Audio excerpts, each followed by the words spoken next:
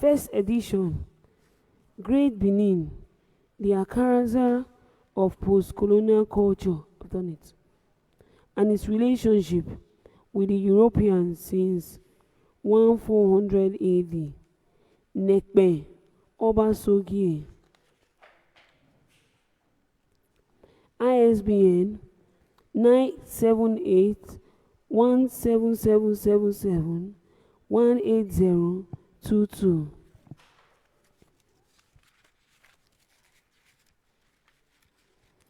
The origin of the word Edo. Edo, a slave boy who was killed by Oba Waifokun army in the 15th century in Benin. During the interview with Chris Ebu in 2020, he narrated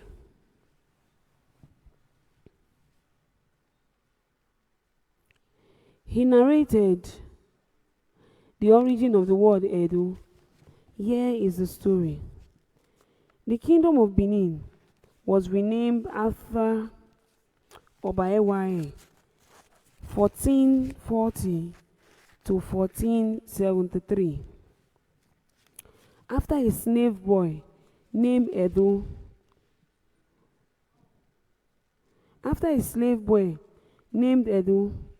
The Benin Kingdom, also known as Edo, has gone through a very significant phases throughout its long and glorious history. It was originally called Igodomigodo from the time of the first Ogiso, Oba Igodo, to the period of Evian, who became and was unceremoniously banished from the land. Who became the administrator of the kingdom after the last Ogiso, called Owodo, the 31st Ogiso, and was unceremoniously banished from the land. Evian later appointed his son Ogiame as successor. With the banishment of Owodo, there was an interregnum in the Benin Kingdom. Throughout that period, the kingdom was known as Igodomigodo. Significantly, this was the dawn of a new era. When Uramia Omonoya, the son of Izodua Oduduwa, arrived in the kingdom to commence the second dynasty, running as the first Oba, as he made the exit out of the land, he made an explicitly remarkable statement, Ile Binu, meaning the land of vexation, which the Aborigines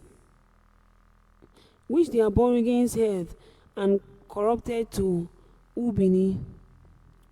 The land became known as Ubini until the arrival of the Portuguese, who, for the convenience of their tongue, pronounced it as Bini. Until this day, the name Bini and the Benin people have occupied the South Senatorial District of Edo State and remained under the cover of the present-day Edo State since 1991, when the Edo and Delta State was created from the former Bende State. It is a known fact in the history of Benin Kingdom that Prince Ogun, who later took the title name of Obaewaye, fought relentlessly to regain the throne of his father, Obanwe. Before Prince Ogun became the Oba of Benin in 1440 AD, the throne was occupied by a well-known throne usurper, Prince Waifoku. The younger brother of Prince Ogun. In retrospect, Prince Ogun narrowly escaped death when he was attacked by Oba Waifoku henchmen.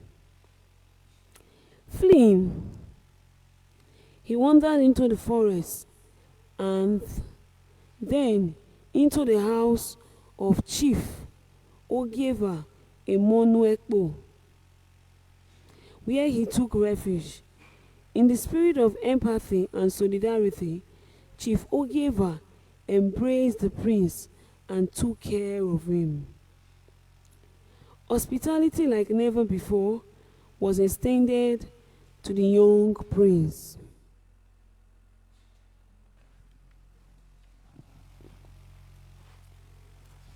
Then, the host placed Prince Ogun in the care of his slave, Edo. As a way of concealing the secret of the prince's whereabouts, Edo neatly prepared an empty well and lowered a ladder into it for access.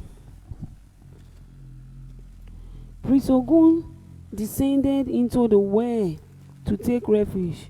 There he slept and woke up every day. Whenever Chief Ogieva was on a routine duty of visiting the palatial ground, Prince Ogun was usually left with Edo the slave boy.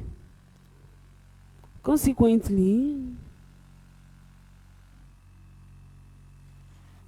their relationship blossomed into one of enviable cordiality that led to rumors circulating about the friendship between the prince and the slave.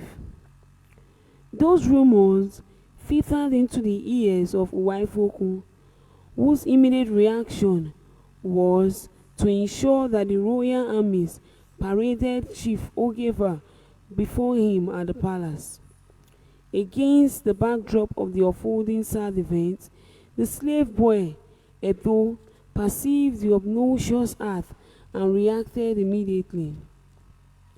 Edo went to the well and lowered the gateway ladder into it to allow Prince Ogun and to climb out of his hideout. Edo gave Prince Ogun water and food to enable him have enough strength to escape. Meanwhile, at the palace, Prince Chief Ogieva stood in front of the Osompa and his loyalists, answering a battery of questions. For the sake of his life, Chief Ogieva answered the questions from interrogators in a very diplomatic way and pledged his false loyalty to Waifoku. Chief Ogieva claimed he arrested and held Prince Ogun in his home.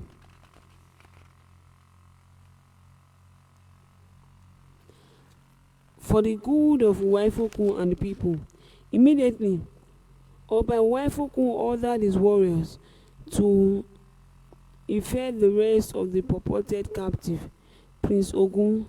To their surprise, when they opened the book, they had it.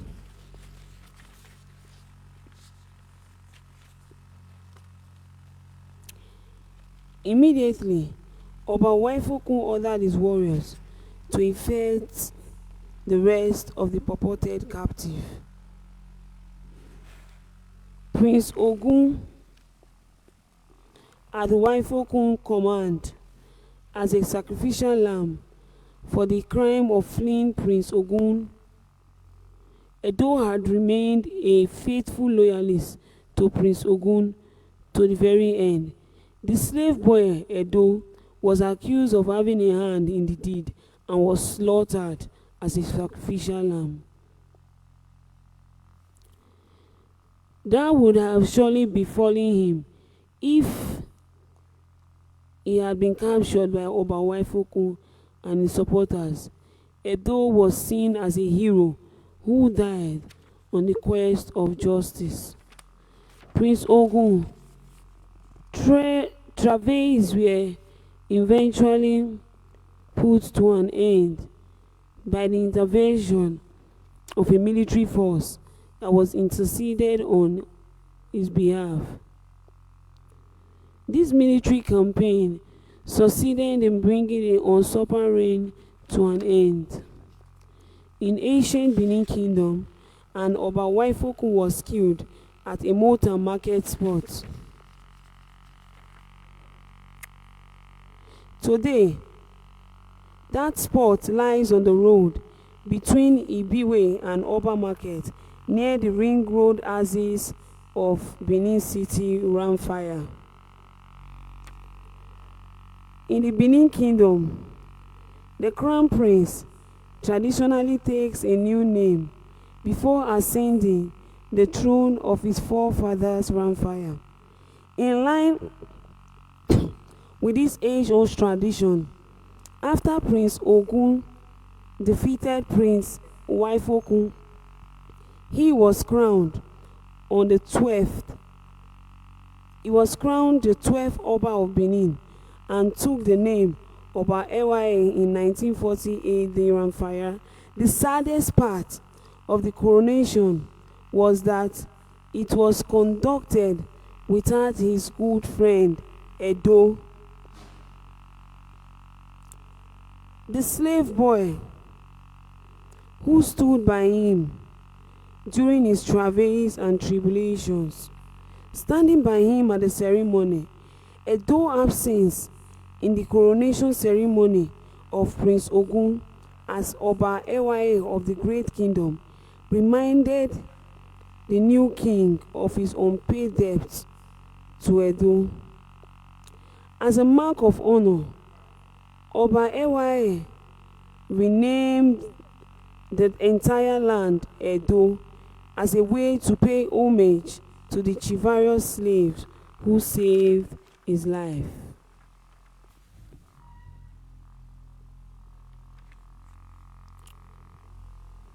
Chapter 1: My childhood experience in Benin, a post-colonial culture. Nekpen Obasogie.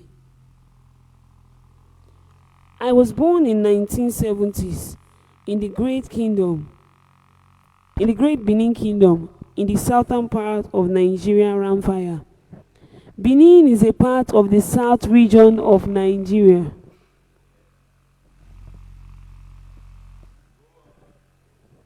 In the west of African sub-region.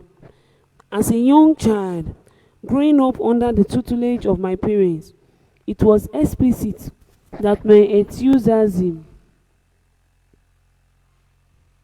and keenness to acquire Western education was deeply rooted in my father's motto.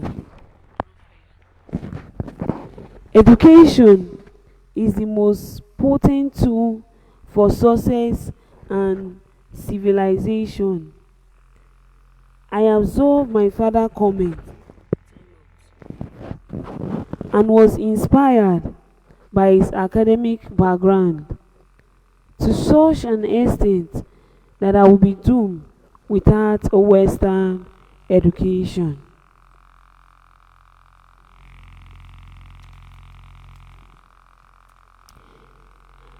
I was very persistent and determined to become successful in life.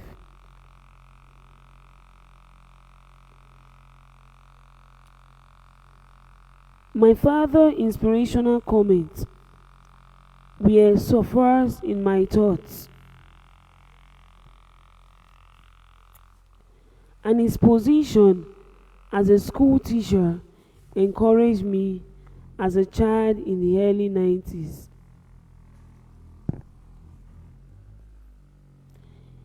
As a child in the early 80s, it was very difficult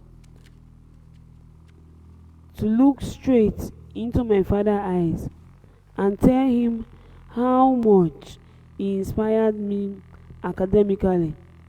but I kept his message in my mind and made efforts to realize my goal by acquiring a quality education. However, I knew little about the roots of the Western education in the Benin Kingdom, as we were not taught about the origin of the Western education, either in school or at home. Besides, I was faced with exclusion, and when my gender became a barrier in my journey to acquire such an education. Over time, I realized I realized that the Western education is an alien system that was introduced to Benin by the Europeans. My first account about the white people was converged in the folk of a folk tale. As a child, growing up in the 1980s, several experiences gleamed through my mind, especially those fancy stories of one's childhood. Storytelling. One of the first experiences of note is the relationship between the then British colonies and the Great Benin Kingdom. As a child, living in the rural outskirts of Benin City, there were times when the stories and interaction between the British and explorers and the Benin monarch were verbally related to us. Those of us who were interested caught on to these stories about how the coming of the British into the kingdom eventually resulted in a war between Benin and Britain. During the reign of Oba Ovorame, the most popular among the stories that I can vividly recall was the one involving some British officers who brought gifts and a European woman who was able to who was given as a wife to the Oba of Benin to enhance the cordial relationship between the Benin Kingdom and Britain. Unfortunately, unfortunately, the arrival time of the Europeans was inauspicious as they came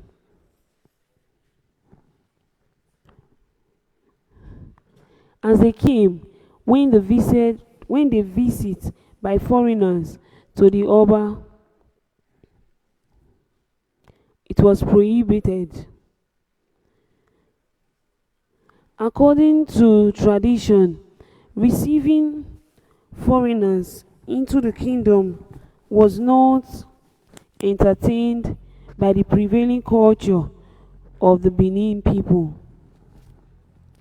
During the annual Igwe festival, the period of abstinence, a royal emissary had politely informed the Europeans of this and warned them of the about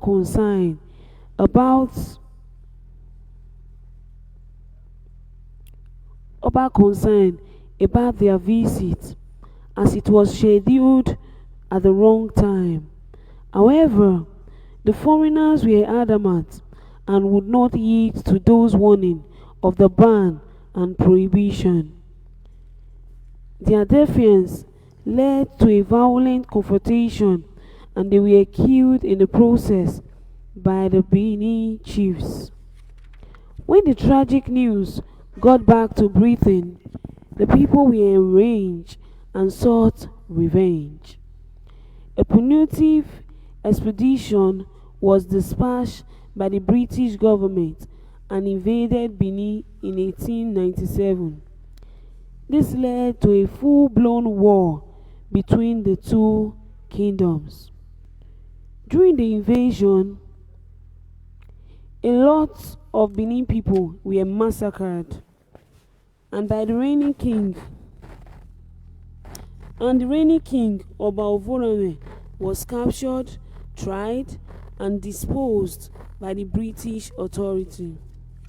He was sent to exile to Calabar over his alleged involvement in the massacre of the British officers. The war led to the destruction and looting of the Benin artifacts from the Oba Palace by the British soldiers. There were many conspiracy theories making the round in regards to the disposition of Oba Ovorame.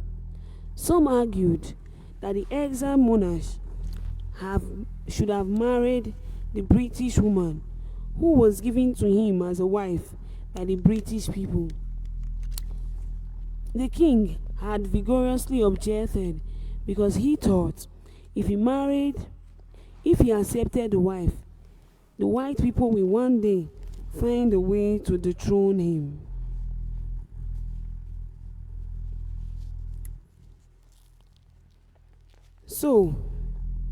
And take over the land. Moreover, it would have been a taboo for the king to marry the white woman who would have changed the bloodline of the monarch. By right, the Oba of Benin is a progenitor and must, at all times, maintain the pure bloodline of the land. The Benin monarchy operates under a primogeniture system. The succession of the Obaship is from a father to his eldest child. Therefore, it is forbidden for a king to marry a non-Edo woman. However, the story of the white woman of the Oba of Benin is a distorted story of the actual history of the Benin-Britain relationship, as the British did not bring any white woman to the Oba of Benin to marry. Many other stories can be found within songs. There are songs of how the British came to dismantle the stool of the Benin monarch, and about how the cathedral with several thousand popular Benin artifacts from the palace, many of which have been yet to be returned. This song were so sonorous. There are songs of how the British came to dismantle and desecrate the stool of the Benin monarch, and about how they carted away with several thousands popular Benin artifacts from the palace, many of which have yet to be returned. Those songs were so sonorous and popular in the Benin Kingdom then, and even today, that they became songs of treasure. Often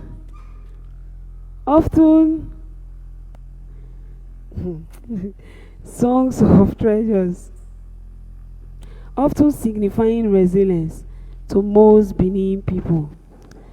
Another milestone experience while growing up in the village near Benin City opens me up to the rich culture of storytelling, which was very common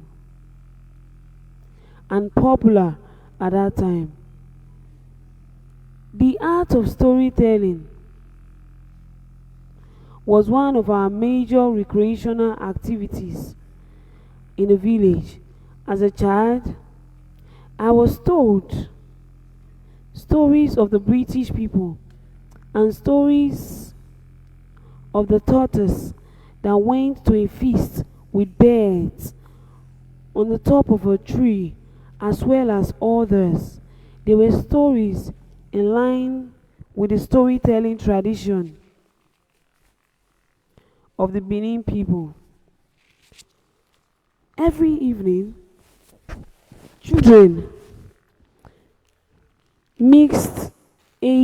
children of mixed ages, we gather around in a circle to be entertained with folktale.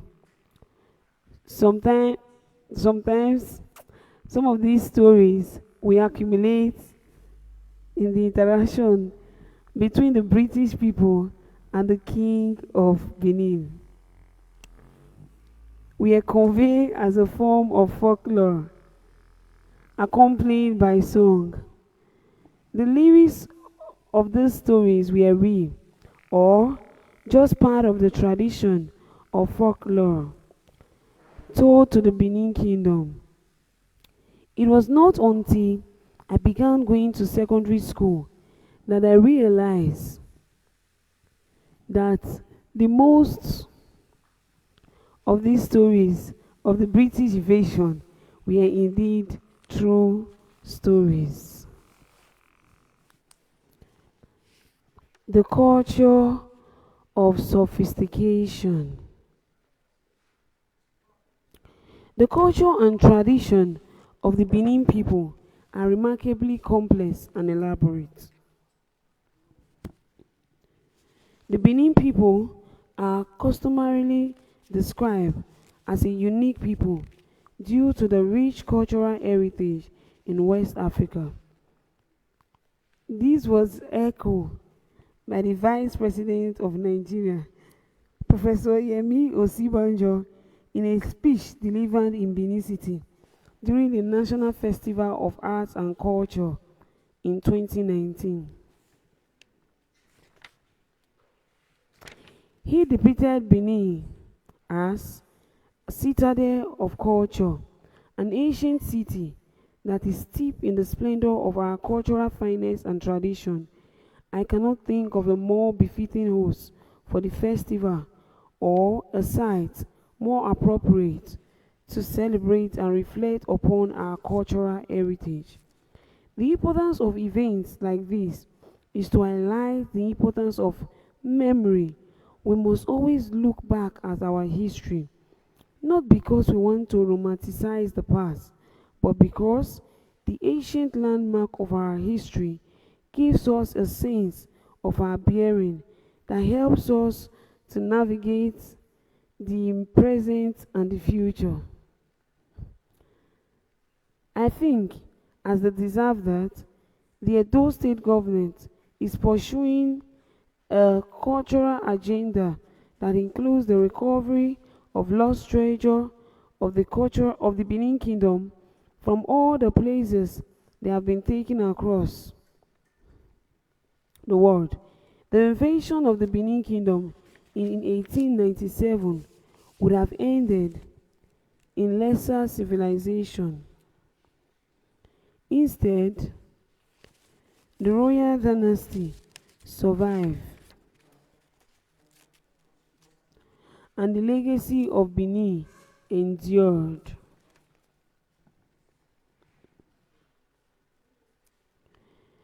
Not only through the lineage of the noble royal houses,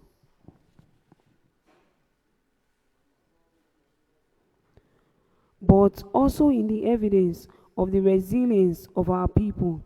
I just had the pleasure of inspecting some of the work of the local guides and artisans, and they have existed for more than 500 years. This is an example of what the spirit of Benin is all about. Resilience, tenacity, creativity, these are attributes that can elevate and inspire our nation as a road to greater achievements. The statement of the Vice President summarized that the Benin people have endured over these years and how they are perceived by people across the globe. Despite the annihilation caused by British colonial rule, Benin remains the archiver of culture in both current and modern times. The sophistication of the Benin culture was the main factor that astounded the early European explorer who had contact with the ancient Benin in the late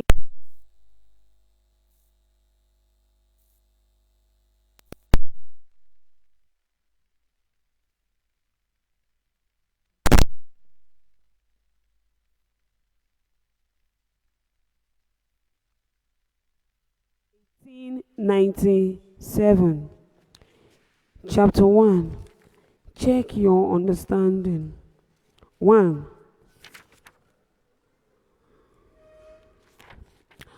How has story building, how has storytelling shaped the author understanding of colonial power in Benin City?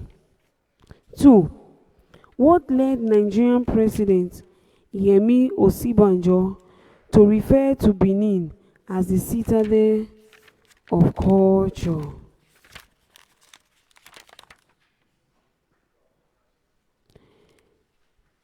Chapter 4. Chapter 4. The advent of the Europeans in the Benin Kingdom in the 15th century, page 47. The Portuguese as the first Europeans to visit Benin. In 1969, King Afonso V of Portugal contacted Fernão Gomes to discover 100 leagues of coast every year for 5 consecutive years, starting from Sierra Leone. In early 1471,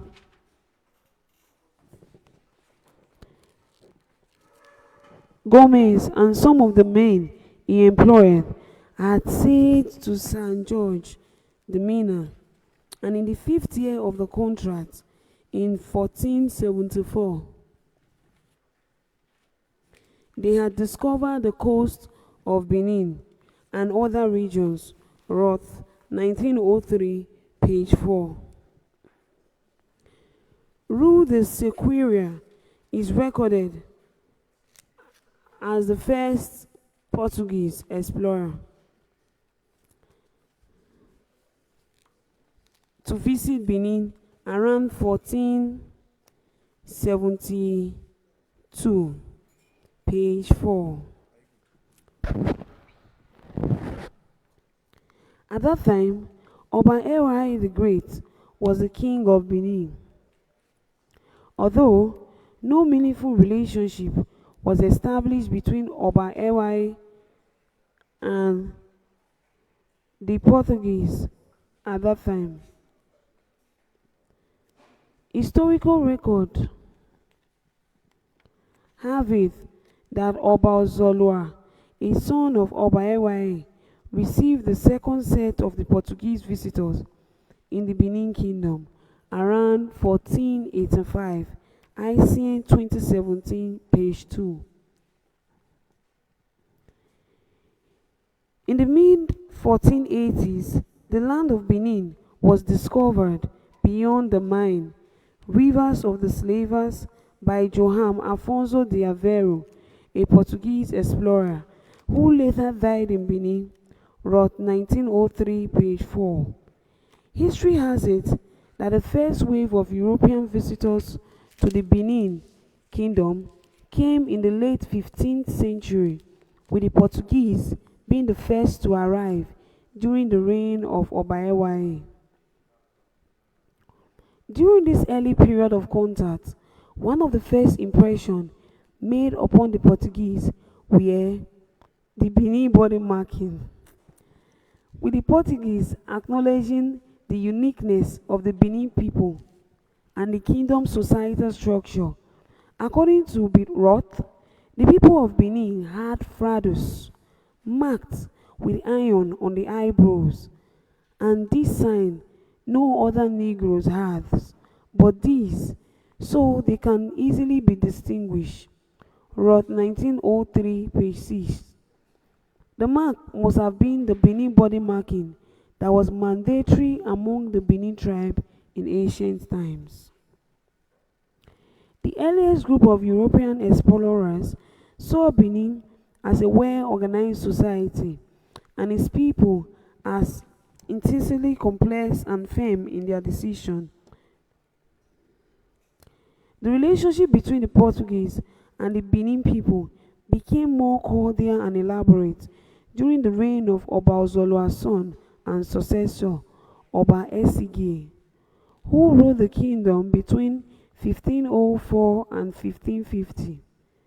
Today in Benin, Oba Esige is popularly depicted as the king who received and established a mutual relationship between the Portuguese and the Benin kingdom during the period of early contact.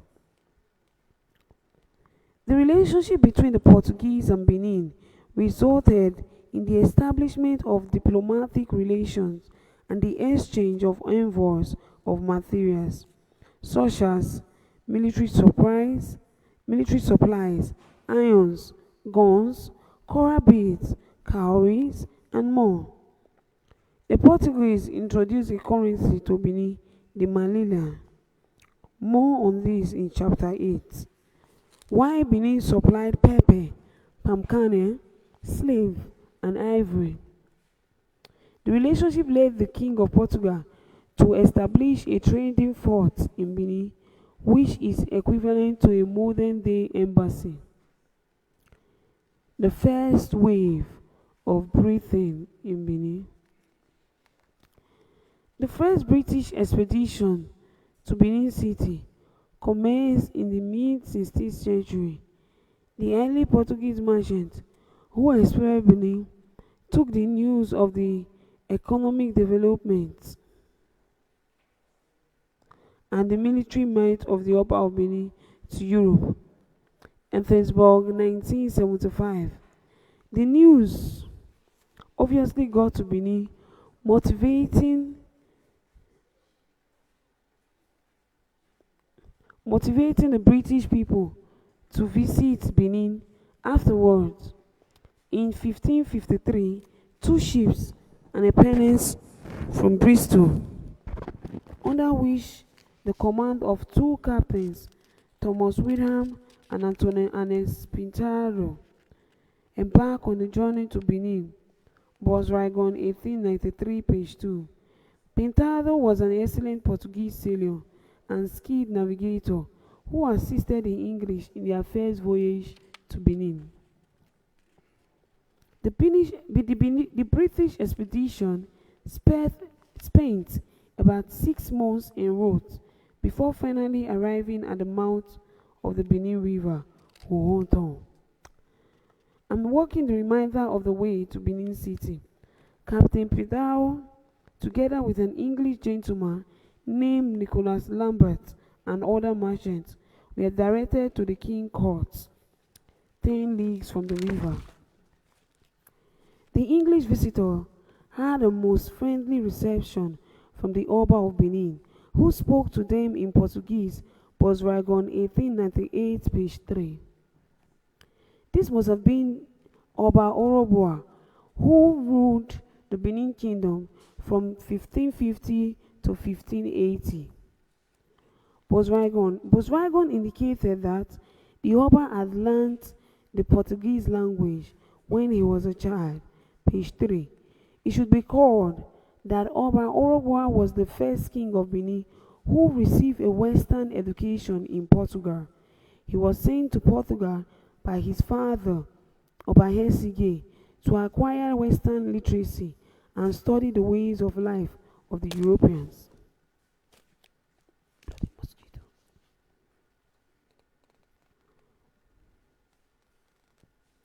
When he was a crown prince, see chapter 7 for more details about the history of Orobua. The Black Moor or Negro. During the 16th century, when the English trader visited Benin, black Africans were called black Moors or Negro. by the European. Bosragon 1898, page 3. After the king of Benin discovered that the British has come for the purpose of trade, he did not only promise to fill their ships with pepper, which was the main article of export at that time, but also, in case the pepper was not enough, they had not, in case they had not enough merchandise to pay for the pepper, the king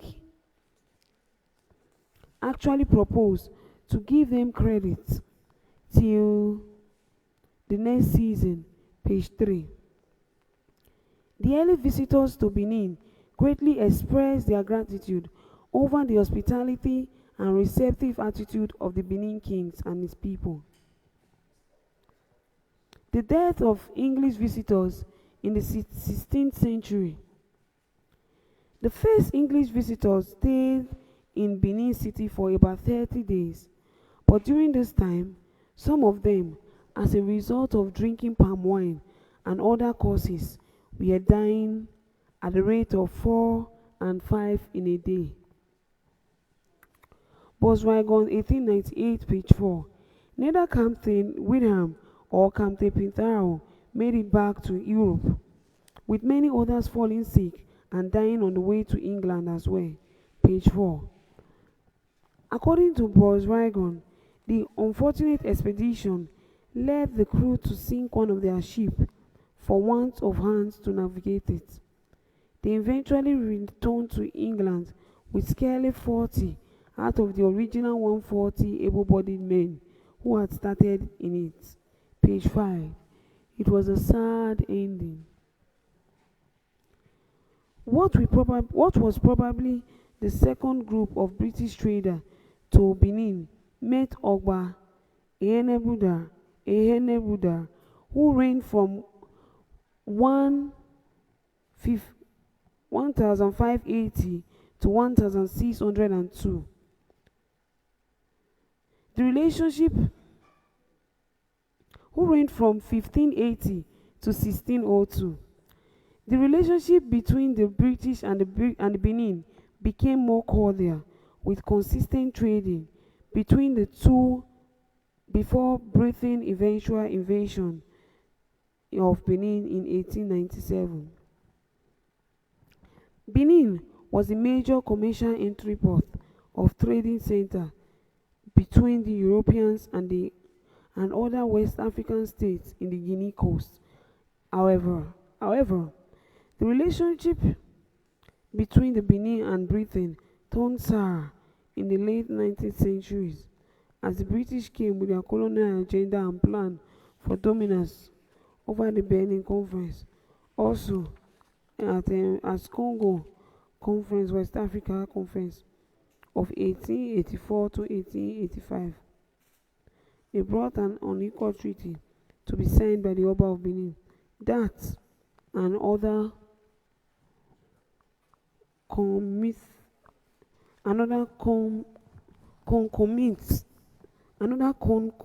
concomitant events linked to the British invasion of 1897.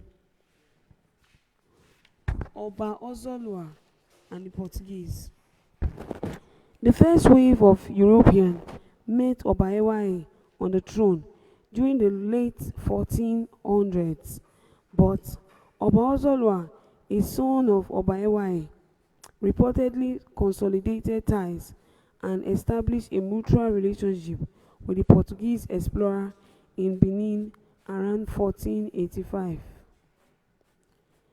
During his reign, the Olokun priest, Olokun is the name of a deity in Benin, who was the Enogie Duke of Woton, Guato, an ancient Benin village, was the first Benin ambassador to Europe, traveling to Portugal in the year traveling to Portugal in the year 1485.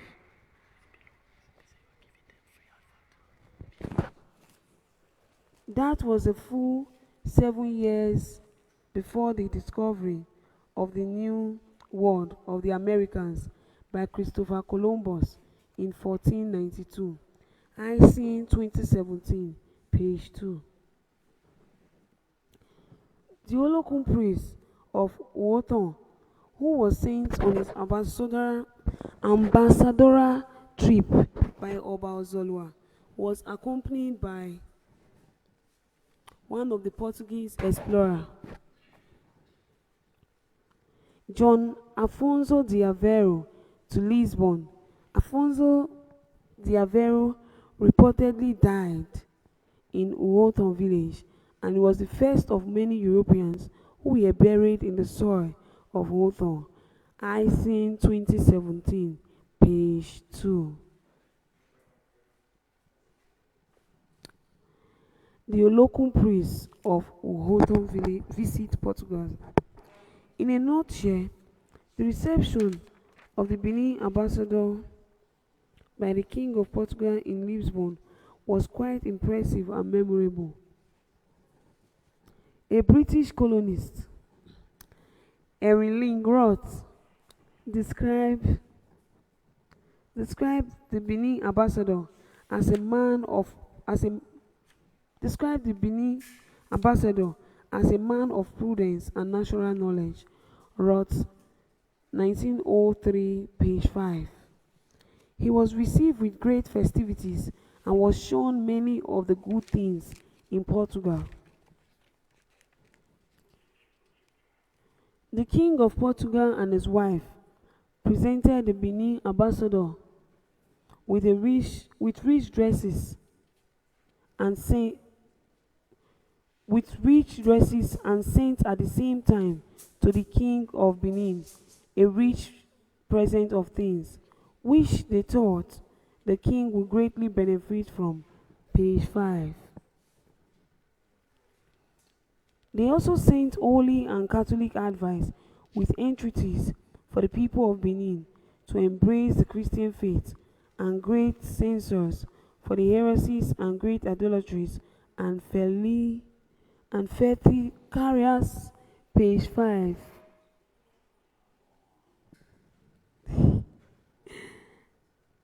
Carrier, page 5.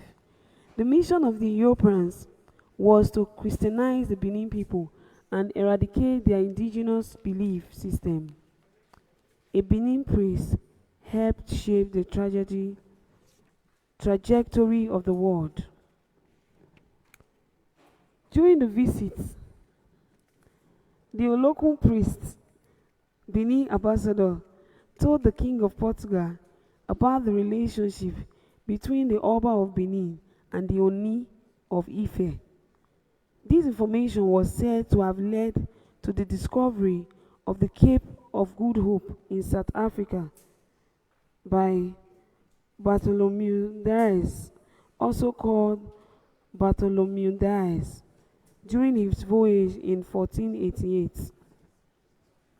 The expedition was sponsored and authored by King John II of Portugal after he listened to the story of Obasogie priest. IC 2017, page 2. During this period, some Muslim countries occupied and blocked the land routes to the Asian continent for the Europeans by occupying the whole of Middle East and Mediterranean coast of North America. IC stated that the military and religious restriction of the Europeans by those Islamic countries ended in May 1453, when Muslim Turks conquered Constantinople, now known as Istanbul, the first fully Christian city in the world. Page 2. The voyage of Bartholomew Dias and his discovery of the bottom of Africa freed European traders from the Muslim land blockage, leading Dias to name the region the Cape of Good Hope. The Hope stands for this fortunate geographical discovery that would allow Christian Europe to circumvent the total Muslim occupation of the Middle East and allow them to access the Asian continent. Page 2. It is important to acknowledge the fact that the information given to the King of Portugal by the Benin priest directly led to the discovery of Cape of Good Hope by Cape of Good Hope by Bartholomew Dias in South Africa. I'll be going on a short break. Thank you very much.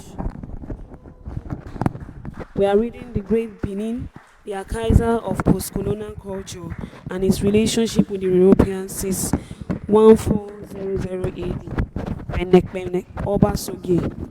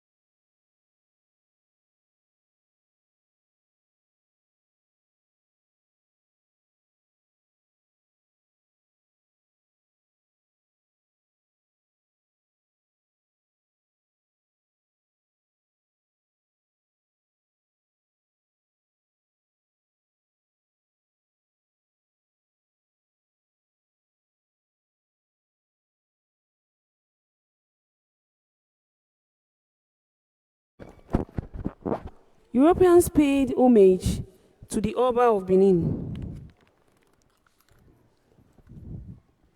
Prior to the conquest of Benin by the Britain in 1897, it was customary for Europeans to pay homage to the Oba of Benin before conducting any trade with the kingdom. Count. Count.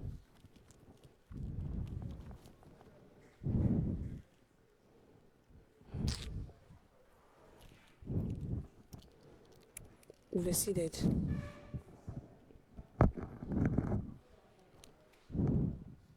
Ryder wrote that a Portuguese merchant, São Miguel, spent almost a month on his way from Portugal before arriving at the port of Guato on May 16th, 1522, page 56.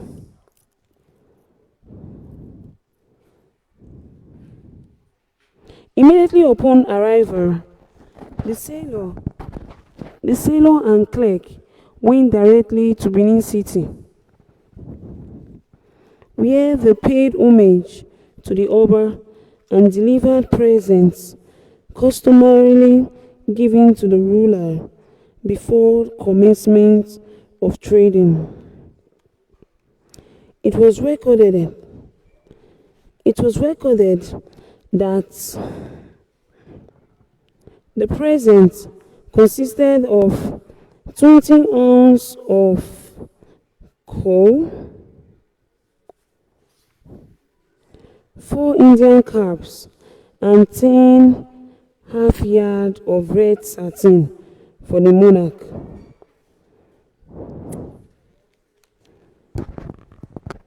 Who was described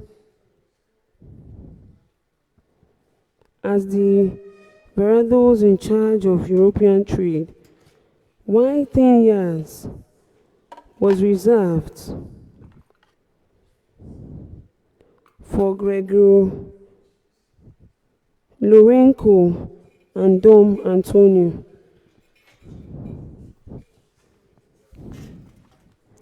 Who were probably remunerated for their services as interpreters to the Oba.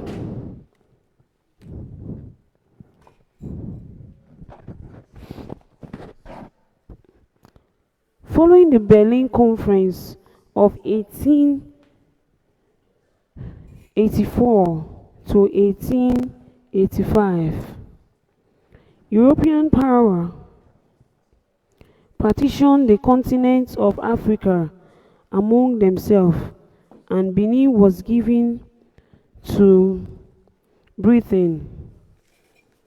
Many of the European nations were then restricted from visiting Benin. As a result, the kingdom lost contact with several of its former foreign partners. Before the partition, however, European traders, mainly from Portugal, came to the city to trade, while their ships were anchored at Ohoto Harbor. Some of them even rented houses in Benin City for the accommodation purposes and warehouse to keep the commodities they purchased. The introduction of currency to Benin by the Portuguese through Ohoto.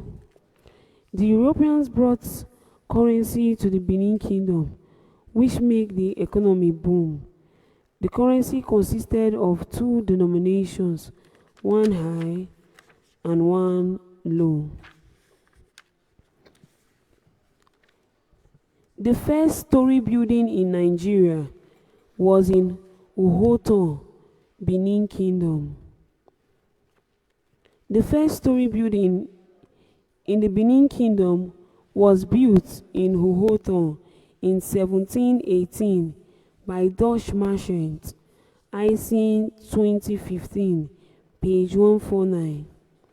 That story building was built more than 100 years before the story building in Badagry, Lagos State, where the foundation was laid in 1842 and completed in 1845. The story building in Read-A-Thon was destroyed during the British invasion of Benin in 1897, but the building in Badagry is still standing. Over the years, it has become a tourist attraction in Lagos. The building in Lagos is erroneously regarded as the first story building in Nigeria. But with this new discovery, it is imperative for historians and researchers to rewrite history that was distorted, as history continues to embark on new historical findings for future generations. In the Benin Kingdom, the Dutch merchants resided in a Read-A-Thon story building, which also served as a warehouse and store where the Dutch West India Trading Company transacted business with the Benin people.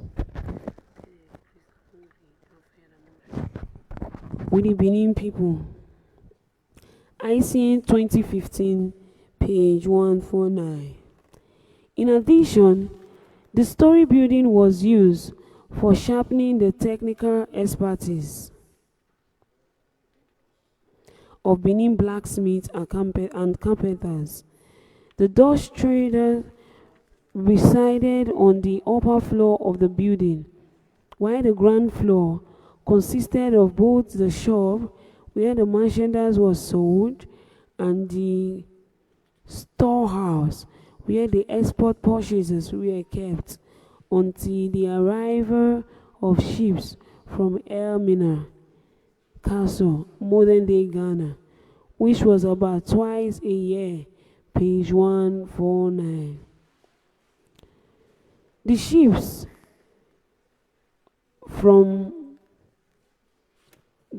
from Elmina Castle, which the Dutch were taking over the Portuguese in the mid-17th century, brought fresh trade goods from Europe and took the exports accumulated during the interval between trips. The commercial relationship between the people of Benin and the Dutch was highly beneficial to Benin, as Dutch materials helped to enhance the development of Benin City. Slave trade in Benin. The transatlantic slave trade commenced in the 15th century when Portugal and other European countries explored the shores of Africa and established mutual relationship with the African authorities. This coincided with the period in which the first set of Portuguese ships sailed to the Benin Kingdom. History tells us that the selling of slaves to the European merchants for export to American was highly unpopular in Benin. Studies shows that majority of male slaves that were sold in Benin were foreigners. In fact, the Oba prohibited the sales of native, according to Roth, 1903. The native in Benin cannot be sold for slave, but are all free and alone bear the name of the king's slave. It was not allowed to explore any male slave that were sold in Benin country.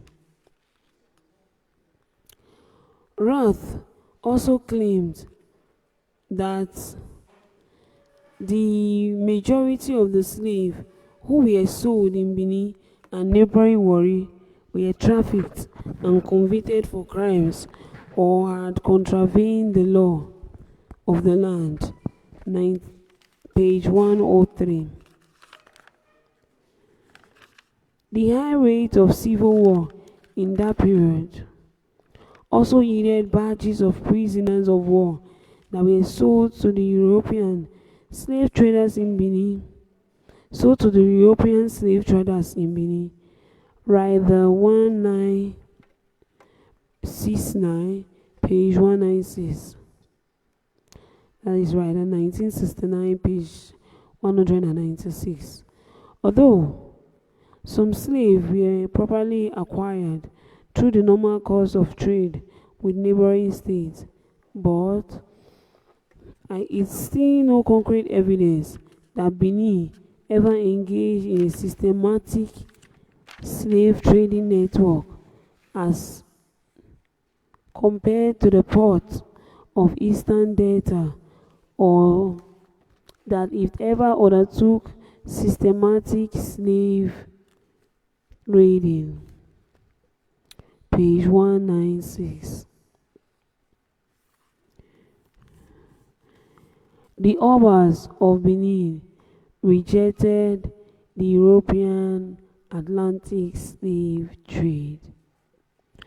According to historical accounts, the kings of Benin disallowed the capturing and selling of indigenes of Benin as slaves to the Europeans. In line with the Oba's strong opposition to the sales of male slaves, separate market spots were established for male and female slaves. Any slave dealer who was willing to buy slaves on both sexes had to bargain at two markets, and it was far more difficult to obtain than to buy. Rider 1969, page 45. IC in 2017 stated that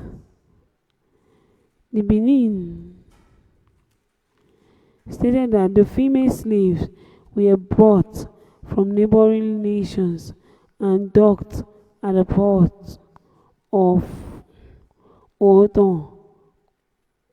Ogoton in Benin, page 8. On the whole, these practices seem to suggest that males were more highly regarded and valued within the community. A common occurrence in patriarchal society, one cannot fully understand the complex reason behind the introduction of the patriarchal society.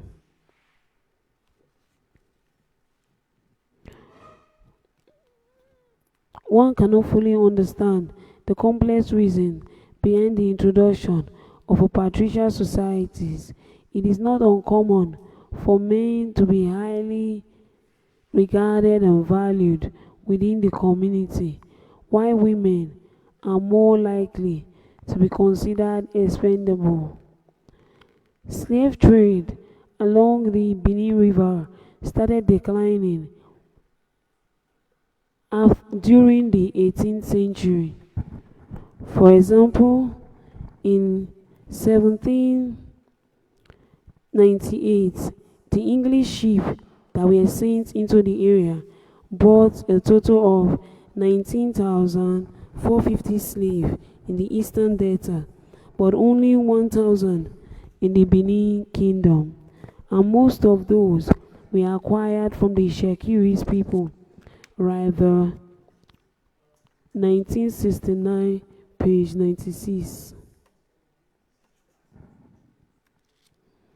Benin either rejected the slave trade outright, or at least refused to become a slave trade state on a grand scale in the late 18th century.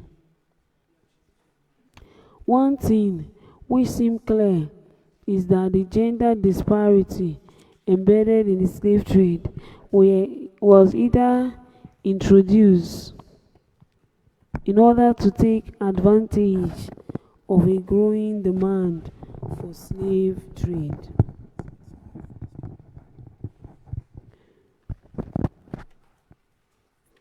for slave trade in Benin.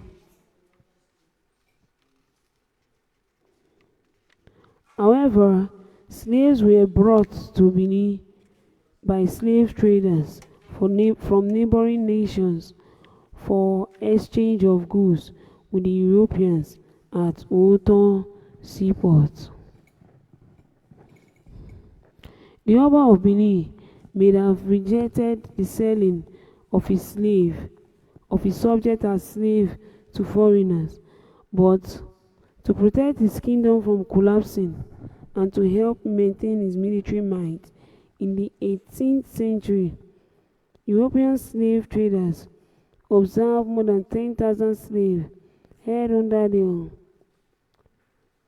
auspices of the defense minister of Benin, the chief Ezomo, a title which became hereditary that was bestowed upon certain chiefs who are regarded as next to an Oba in prestige and status, such as a top-ranking warship or military commander, which he never sold. Wrote 1903, page 128.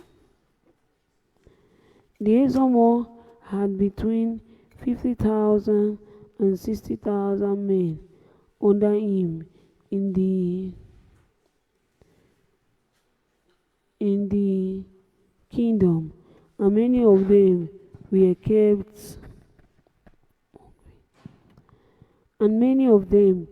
kept for a purpose of defense for war.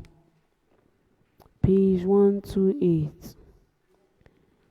There is a proverb in Benin that says, "No circumstances will ever persuade the Oba and the Ezomo of the Benin kingdom to sell their slaves."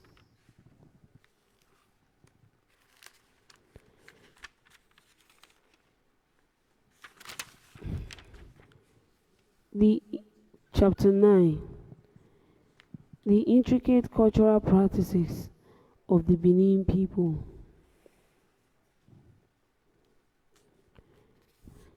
Page 82. The cleansing of the European feet washing cultural ritual in Benin. The Benin Kingdom is very unique in the world today due to its elaborate and intricate cultural traditions. Historical records have it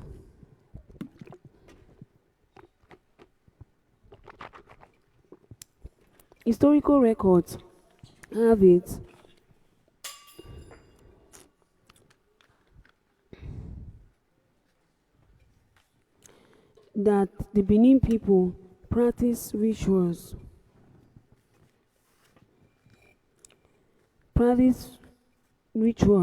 feet watching with the Europeans somewhere between the 16th and 19th century.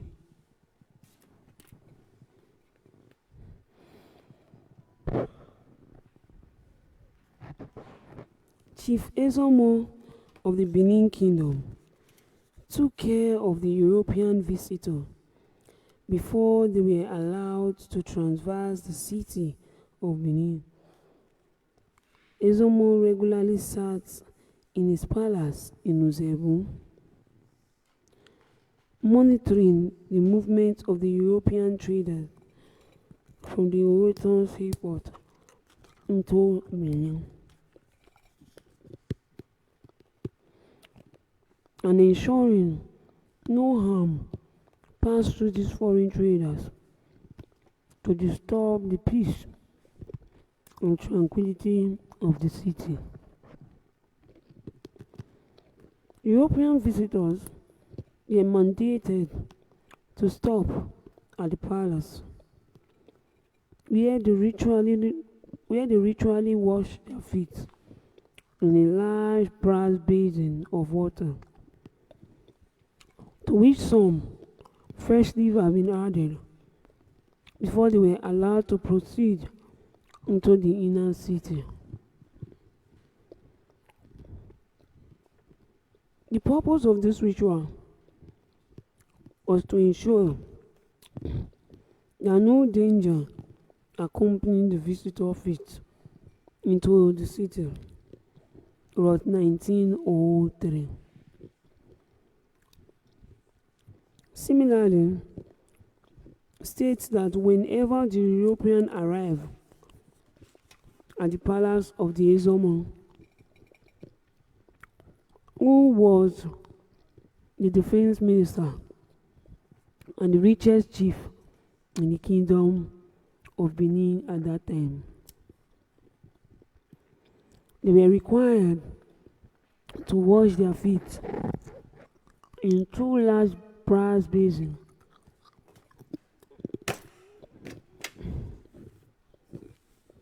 9 feet in circumference, which were brought in full of water. Page 128. The white men were not allowed to see the Ezomo, whose power was almost equal to that of the king or any other chief or noble in Benin, without first partaking in the feet washing ceremony.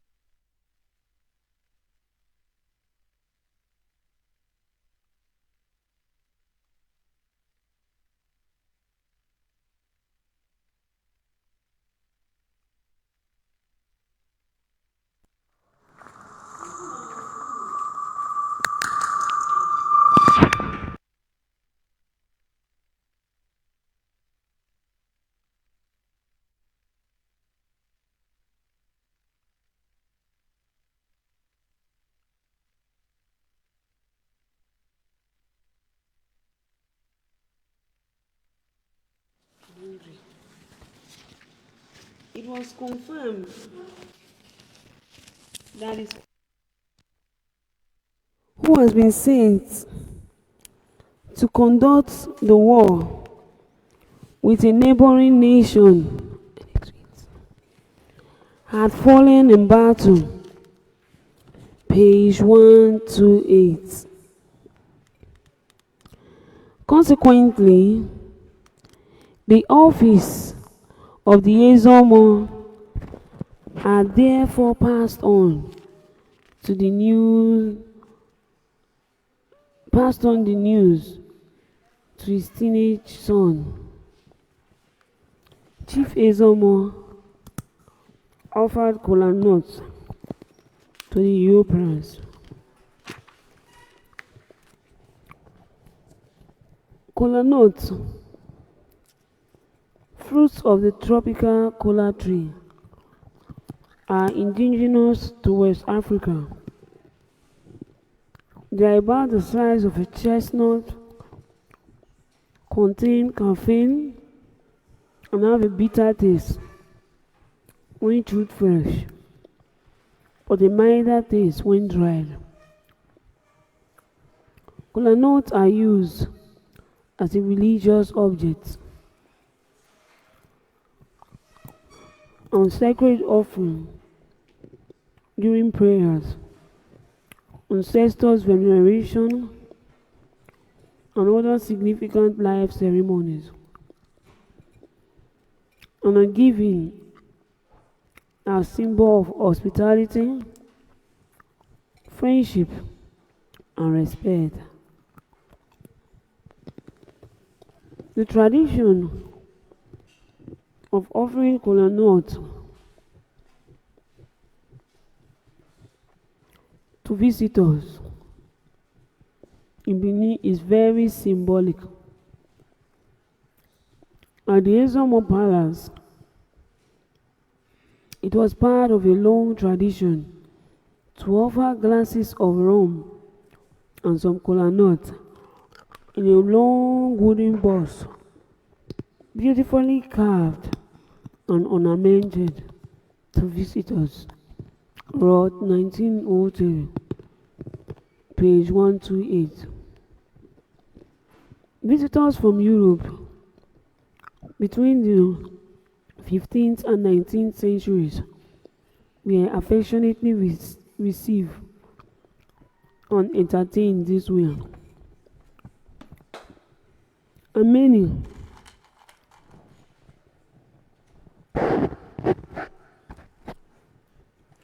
many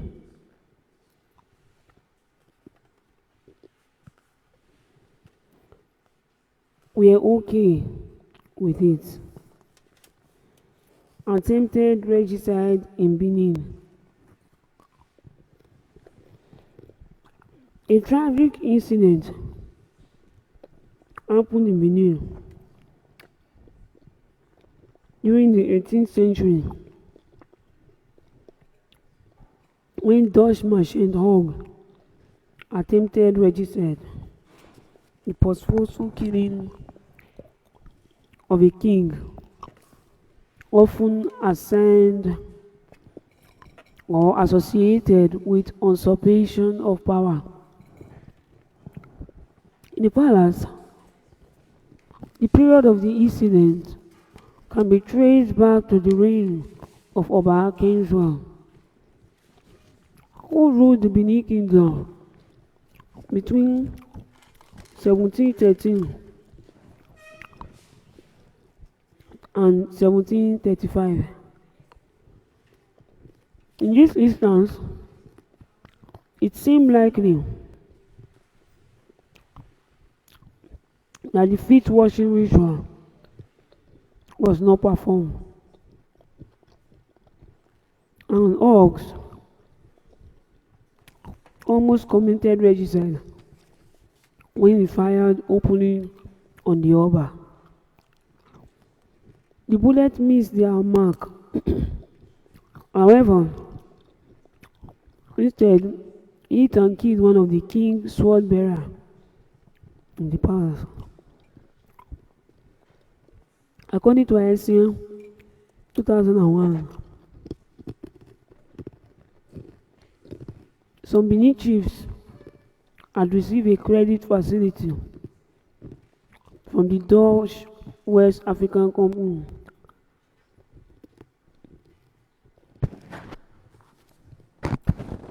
in 1734 for the supply of some merchandise, but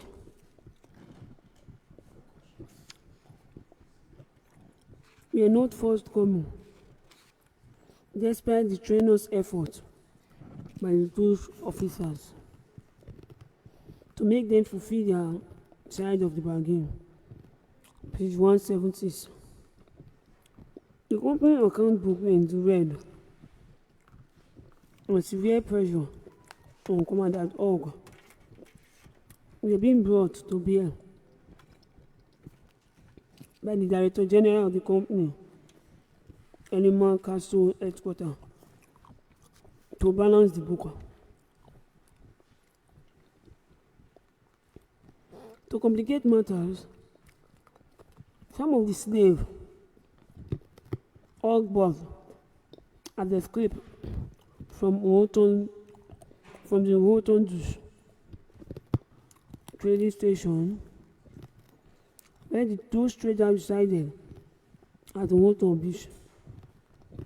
In desperation, the commandant traveled to Read-A-Thon to Benin to seek the help of the Oba in resolving the dilemma, especially with regards to the matter of the runaway slaves. Some chiefs in the palace claimed that it was the responsibility of the commandant to provide adequate securities for the goods he has already bought and collected. In the middle of the meeting, Og lost his temper, pulled out a pistol, and fired at the Oba.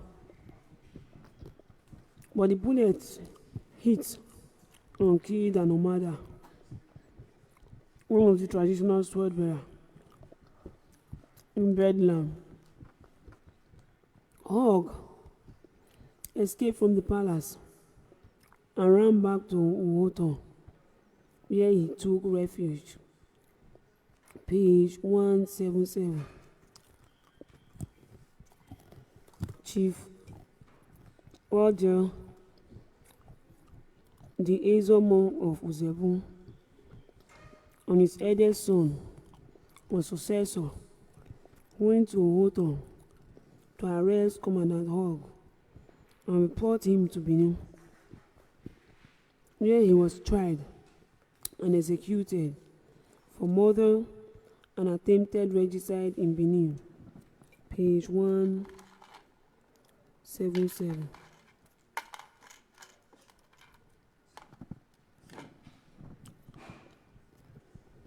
A letter was actually written and dated regarding the death of Og.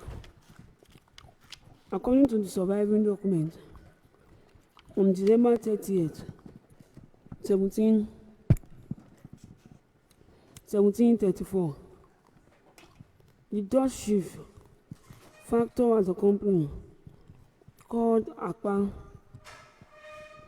wrote to the Director General of the Dutch West African Company, relating that a ship from Benin River had told him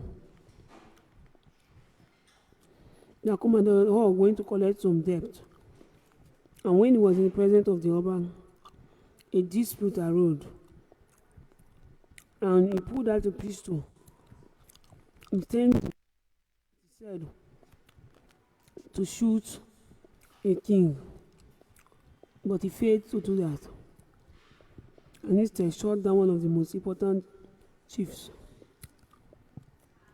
Right in 1969, page 183. As a result of the attempted regicide and the killing of the King Omada, the letter went on to relate that Og was seized by the Benin authorities and was put in irons. Page 183. Og's death appeared in the Dutch West African Company record on July 18th, 1735, without any indication of the manner in which he died in Benin. Page 182. After the tragic incident involving Commandant Og, the Benin monarch implemented a stringent policy concerning European visitors, and no white man was able to easily approach the king thereafter. When Og's eventual replacement and Bahrain came for honor to visit the Oba of Benin, his experience was absolutely memorable. Some mats has been placed in front of the Oba Palace for visitors to sit. Rem was told to sit on the map, but he insisted he be given a chair instead. In a little while, the Oba came and sat on the throne. Rem relates what happened next. The interpreter approached the home grands to inform them of my arrival. They in turn repeated this to the king, who thereupon As someone asked me what I had to say, I answered that I was sent by your honor and I had a valuable present for the king. But he had been ordered by your honor not to deliver it before. I have spoken to him personally. I did this to get rid of the mistrust of Europeans caused by the affair with under Clerk Og. At that time, many Europeans believed that the cultural practices and religious practices of the Benin people were nothing but fetish, and the ritual and cultural practices of the Benin people were perceived as fetish by the Europeans and their writers.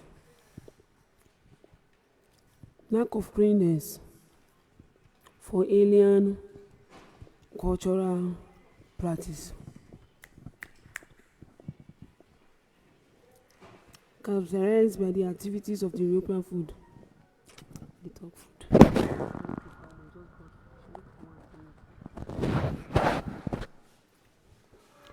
After the rain presentation to the king, he was told that on that particular day, the Oba fetish did not allow him to let a white man come so near, but promised to rearrange another date for the meeting.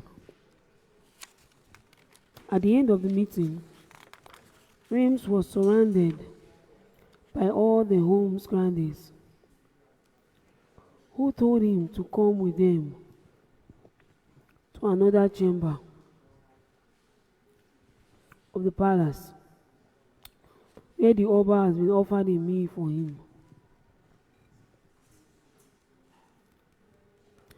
Page 187. Reims was grandly entertained by the palace officials under the order of the Oba. Such hospitality was said to be customary in the Benin Palace between the Europeans and the monarch during the course of history. The king's affability continued the next day when he eventually received the present from Reims, shook his hand, and assured him of help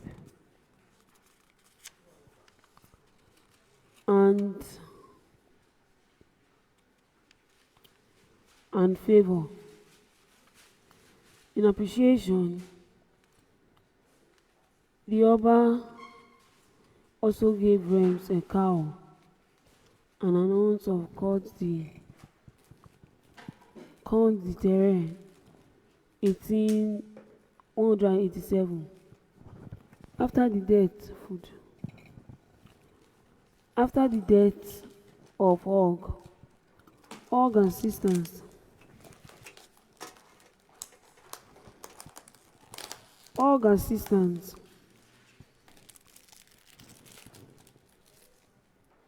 Jan van Maken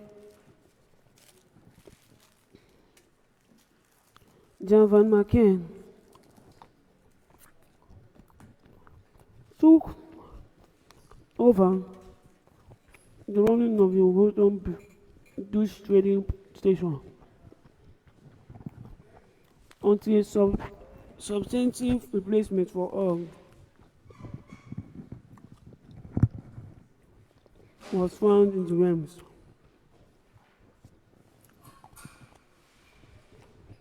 Who made peace with the palace and resolved whatever differences were between Benin and Holland, so that trade between them could once again resume.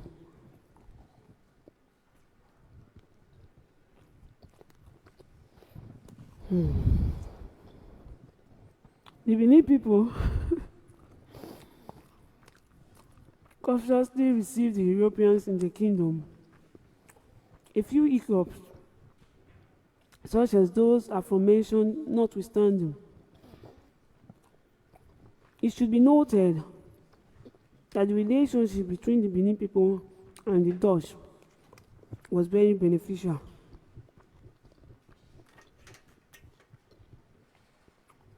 Throughout the course of their trade agreement. However, as the century progressed, as a result of mistrust among the British traders, Benin ceased cooperating with the overseas traders in the business of palm oil exportation.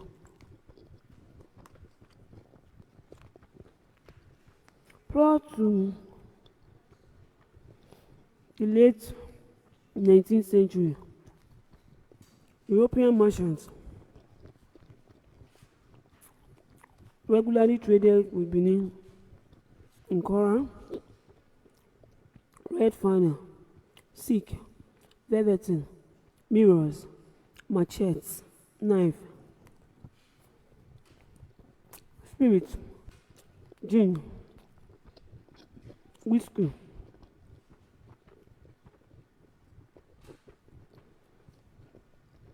and other goods.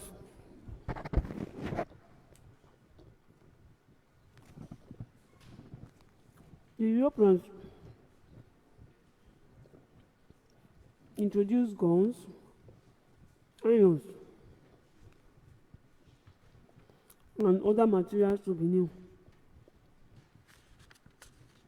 just like in many indigenous societies in the world. It is obvious that acculturation started right in the first wave of European travelers to the Benin Kingdom. Check your understanding. Given that the Benin Kingdom was culturally oriented nation during the pre-colonial era, how did the cultural practices of the Benin people affect the Europeans?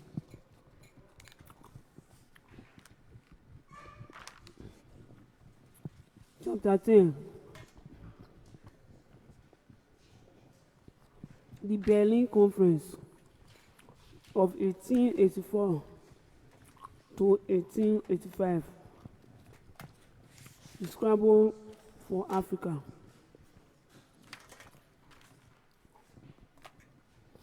The last independent king of Benin, Obasogie Nobaisi, ascended the throne of his forefathers in 1888. This statue is located at Obasogie Square in Ring Road, Benin City. The Berlin Conference of 1884 to 1885.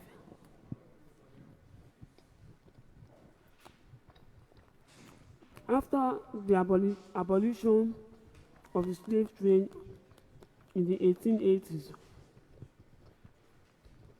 European merchants turned their attention to commodities like spices, groundnut, palm produce, and rubber in West Africa.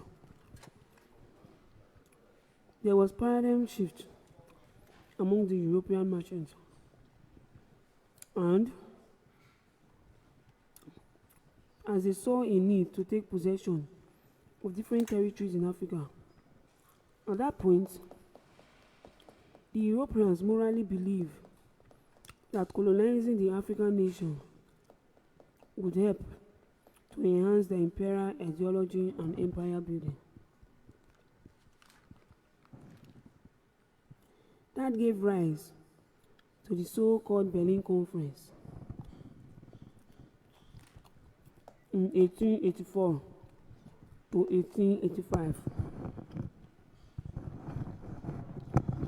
The conference, which ran over a period between November 15, 1884 and February 26, 1885, saw the major European power, with the exclusion of the United States,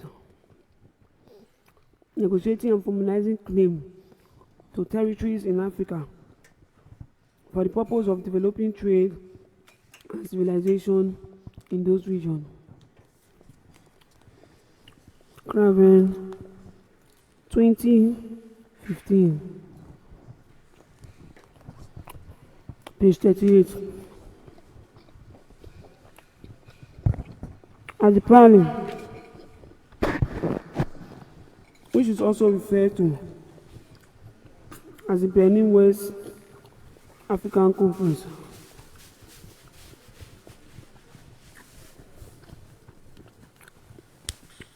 the European countries agreed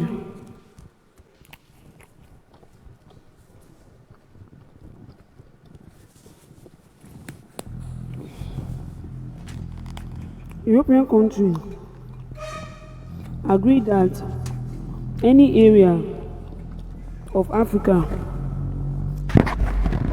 where there is a particular European country had already established a sphere of influence should be claimed by that country.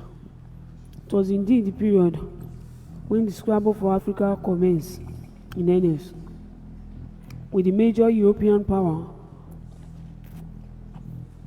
agreeing to share the continent of Africa among themselves. As a result of the Berlin Conference,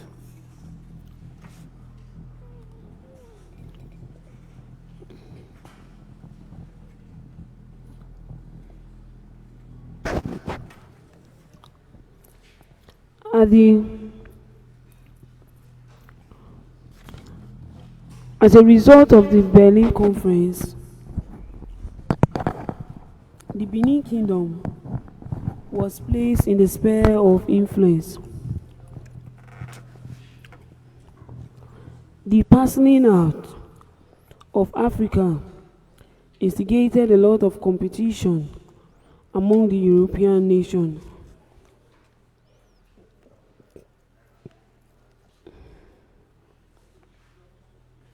Leading to a restriction being placed on many European traders, and the Benin losing contact with several former European trading partners in the process.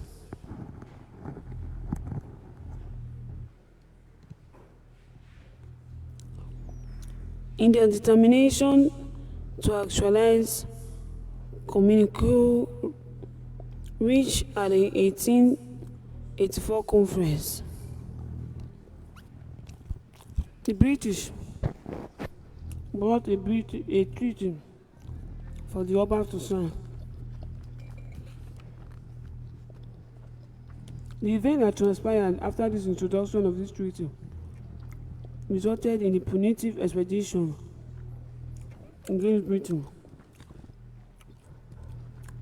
against Benin by Britain in 1897. More on chapter 12.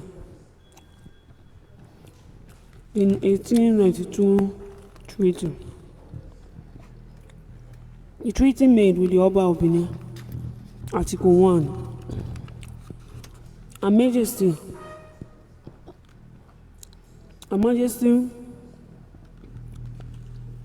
the Queen of Great Britain and Ireland, Empress of India, in compliance with the request of the King of Benin, hereby undertake to extend to him and to the territory under his authority and jurisdiction have gracious favour and protection.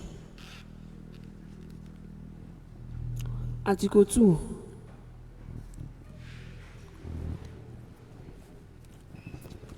The King of Benin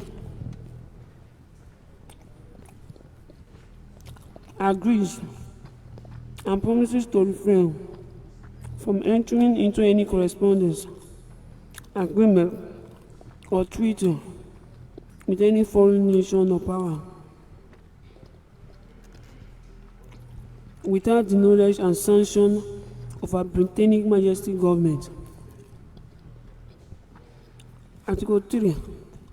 It is agreed that full and exclusive jurisdiction, civil and criminal, over British subjects and their property in the territory of Benin is reserved to Her Britannic Majesty, to be exercised by such cellular or the office of Her Majesty shall appoint for that purpose.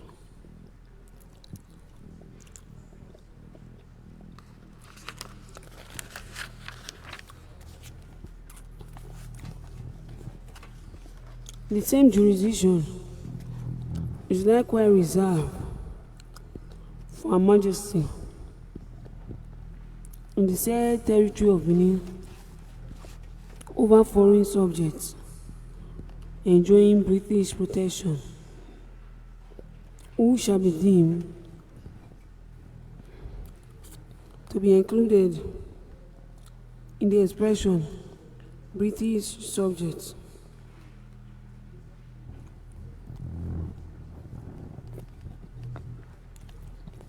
Throughout this treaty.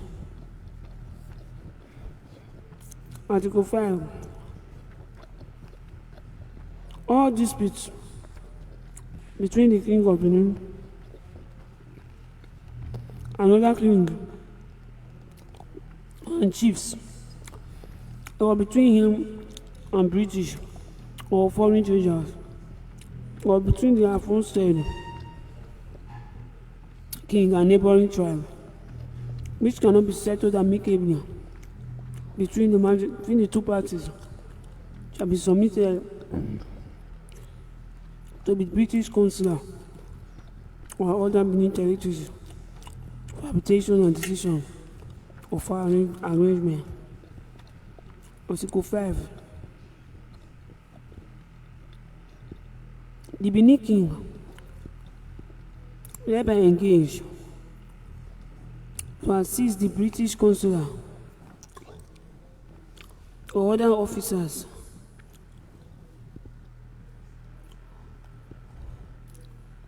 in the execution of such duties as may be assigned to them, and further to act upon their advice in matters relating to the administration of justice.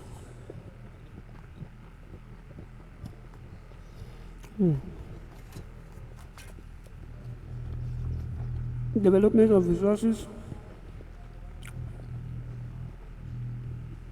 in the interest of commerce, or in any other matter in relation to peace, order, and good government, and general progress of civilization.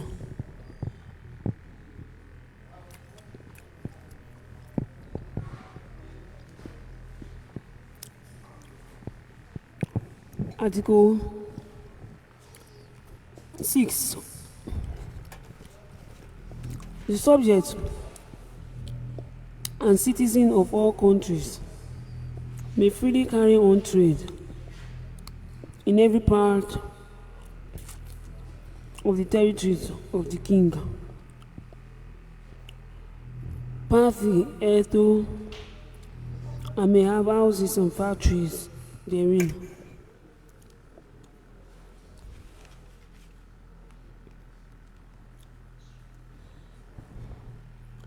All ministers of the Christian religion shall be permitted to reside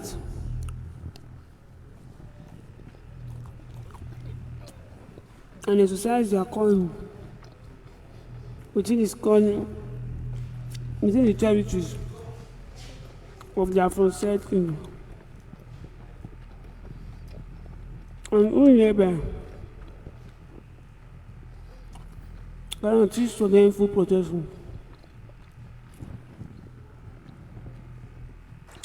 All forms of religious worship and religious ordinance may be exercised within the territory of the aforesaid king, and no hindrances shall be offered hereto. Article 8. If any vessel should be wrecked within the Benin territories, the king will give them all the assistance in his power to secure them from plunder, and also recover and deliver to the owners or agents all the properties what they can save. If there are no such owners, then such property is delivered to the British consular or other office. The king further engages to do all in his power to protect the persons and property of the officer, crew, and others on board such wrecked vessel. All claim for service due in such cases can, if disputed, be referred to the and other officers on arbitration and decision. Article 11. Article 9. This treaty shall come into operation so far as may be practicable from the date of the signature. Done in triplicates at Benin City, this 26th day of March 1892, by signed Overami S. King Mark. It is obvious that the treaty empowers Britain authority over Benin. Article 2 of the treaty reminds that King of Benin refrain from entering into trade agreements with other nations except with the knowledge and sanction of Her Britannic Majesty. Many of the clauses in the treaty grant authority to Britain to exercise trade monopoly on the Benin nation as a whole. The treaty was Britain attempt to exercise power and monopolize trade in the kingdom. Similar treaties were presented to both Nana Olumo of the Shekiris and Jaja of Okpobo. The offensive clauses were scrutinized and struck down by these two African nobles. More on this momentarily. In the early 1890s, the beginning of colonial violence in West Africa. In the early 1890s, the Oba of Benin restricted trade with the Europeans after observing several disturbing events.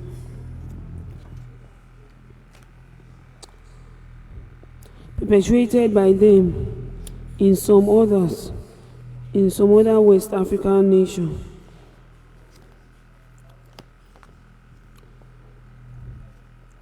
There was particularly the disposing of some nobles in neighboring cities that were under the suzerainty of the Oba of Benin by the British. Nana Olomo of the Shekiri lands and Jaja of Opobo were both conquered by the British in the late 19th century.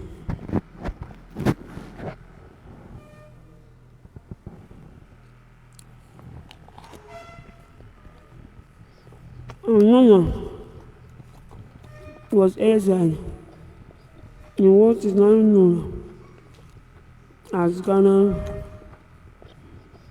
Subsequently, the King of Benin commanded all the big chiefs under his territory to stop trading with the Europeans. As a result of gradually cutting off commercial and political contact with the British, Benin soon began to occupy a place in their propaganda, and a certain attitude towards the nation and people began to emerge in the correspondence of the British officials. More emphasis was placed on what was presented by earlier European visitors and colonials, most of whom had described the degree in which civilization and art of government in Benin had progressed.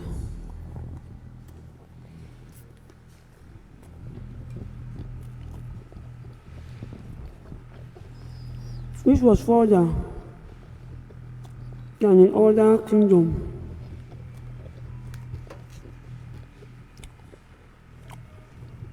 In West Africa, Read-A 1969, page 246.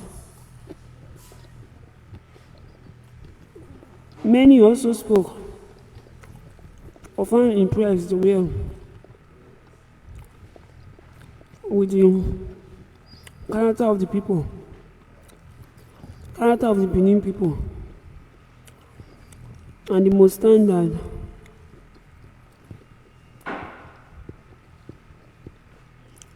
and the moral standard in that region. Fundamentally, the change in attitude among these visitors and writers must be ascribed to a general shift in races, for the development, that is, of scientific racialism. Page 246.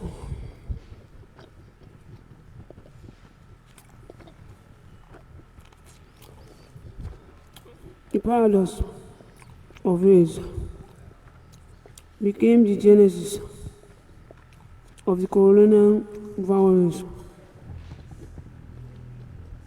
in many West African nations.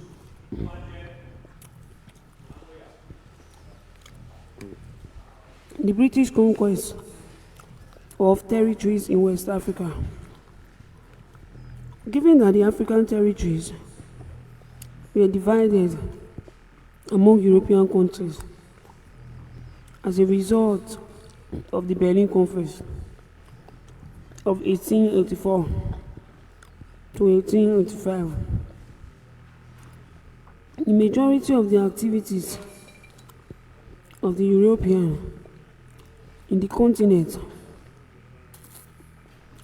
at that time were characterized by domination and expropriation of territories, including banishing African kings from their nation for the sake of imperial expansion.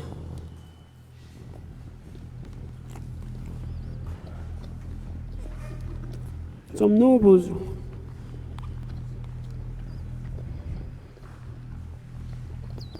in the neighboring nation and cities along the river were conquered by the British.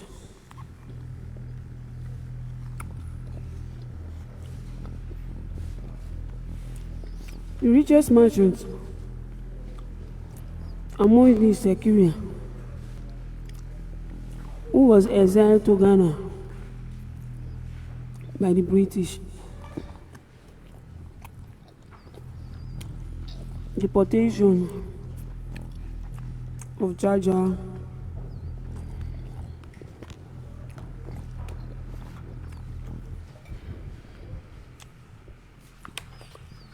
Jaja of Okpobo was originally an enslaved Igbo who became very wealthy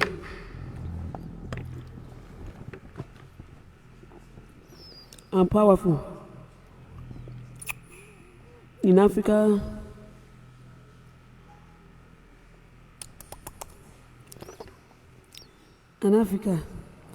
in the 19th century. Rotimi and Oge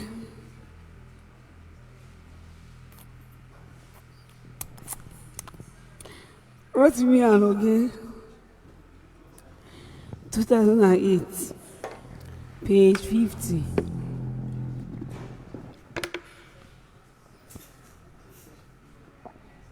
Jaja was a merchant and the ruler of the city of Okpobo,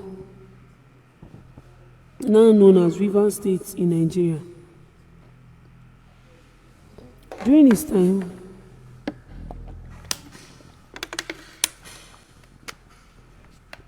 he controlled the palm oil trade. He had an outstanding mind for business, and he also understood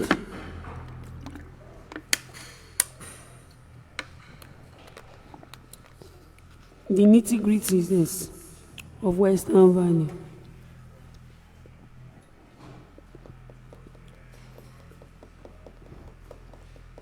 He spoke English fluently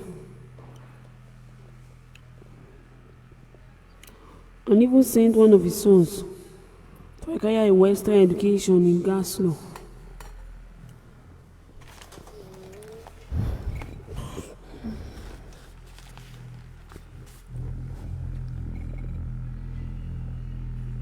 Page 50. For some time, he collaborated with with Alexander Miller, brother and company, at the expense of several other British companies, to dominate trading in the Niger Delta region, exacerbating fierce commercial rivalries among the British traders.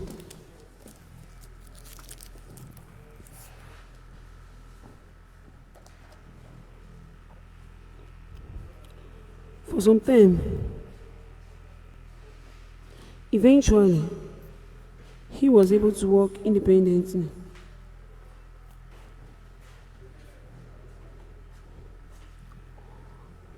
Independently of the British company in the region, all together, and ship his palm oil directly to Birmingham. This made him the first Nigerian direct exporter of palm oil in history. Page 51.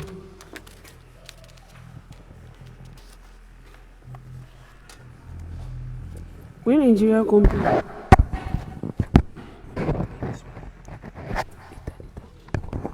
When Nigeria company,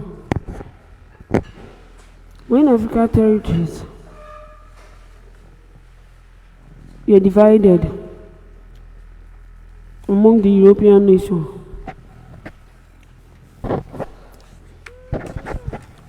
at the Berlin Conference of 1884 to 1885.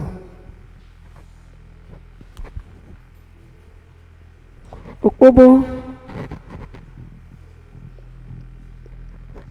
was included in the British territory.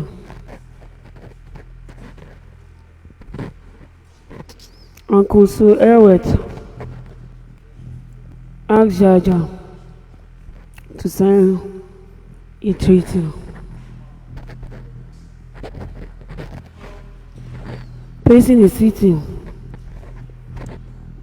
under British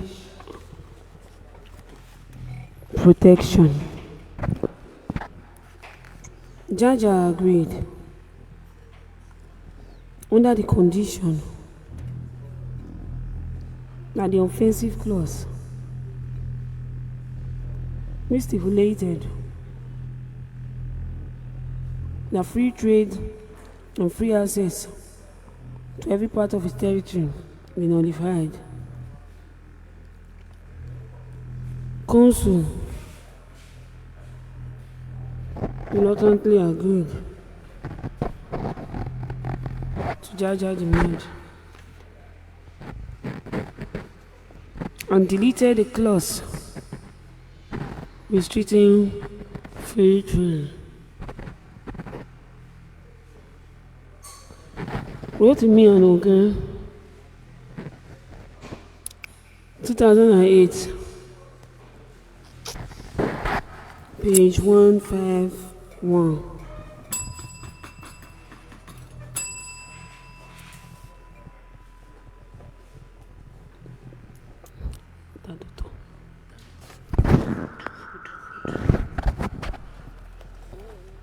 Okpobo was included in the British territory. Yes, and Consul. Shortly thereafter, the British on the waterways of what we now know as Nigeria, page 188.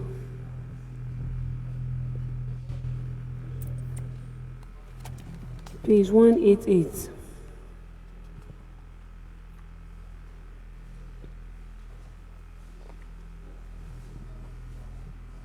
Jaja won his appeal.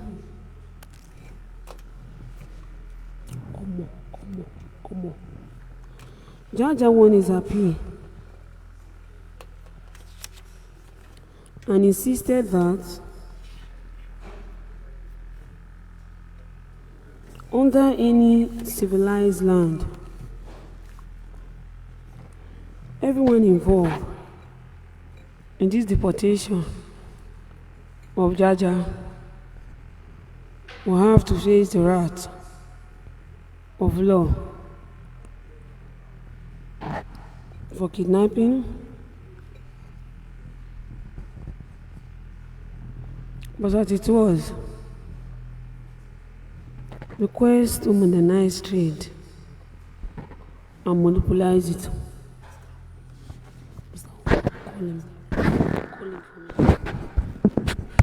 In West Africa, exacerbated the inhumane treatment of African nobles by British traders. Nana Olomo and the British. The statue of Nana Olomo of the Chekiri land, Koko Delta State, image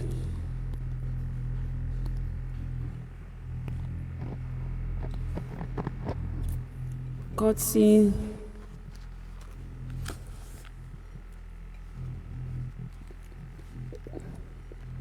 in 1885. Nana Olomo, the richest and most powerful Ishekiri trader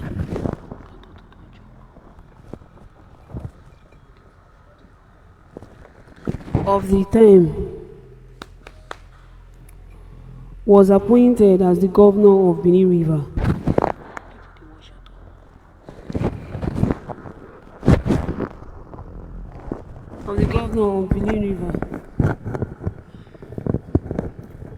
Just like his late father, he was an intelligent and business-minded trader. Due to his effective control of the trade in palm oil, Nana was able to build his kingdom. Page 53. He established the business headquarters at Ebroime,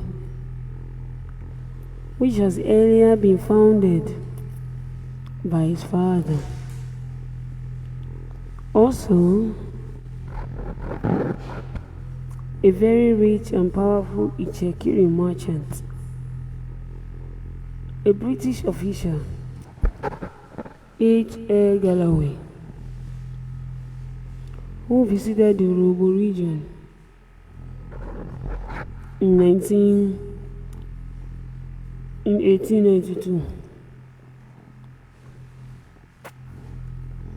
described Nana as Jaja of the Western Delta.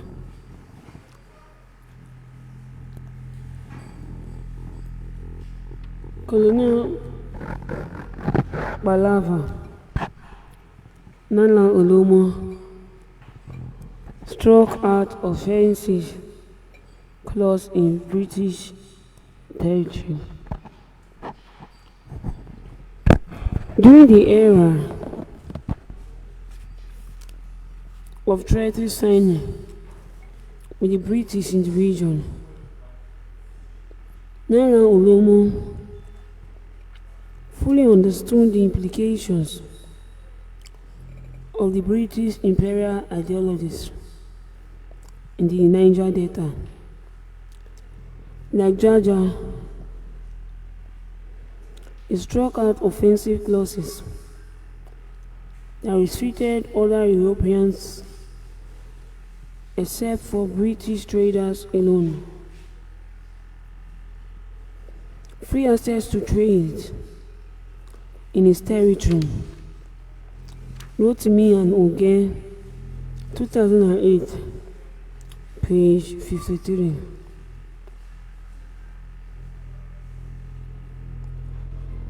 Nana recalcitrant attitude. Evidence here would actually lead to the Ebroimi expedition of 1894 by the British, page 53. Major Claudio MacDonald,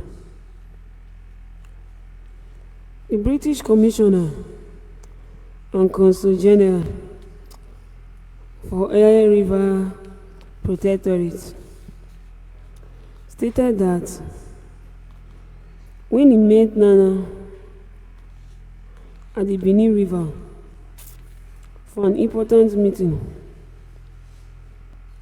Nana came in a war canoe paddled by about 100 people.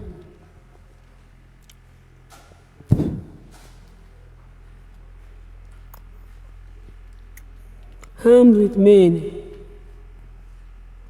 with Winchester repeater rifle. Also, MacDonald claimed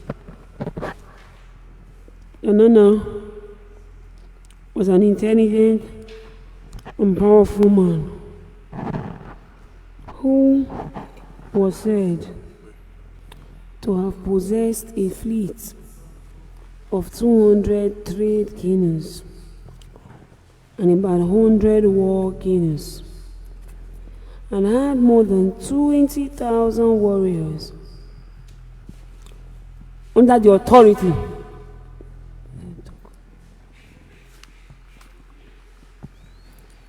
page 54.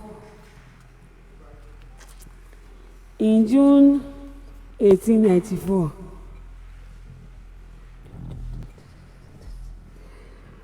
the acting consul general, Sir Ralph Moore, found trade declining in the Benin River.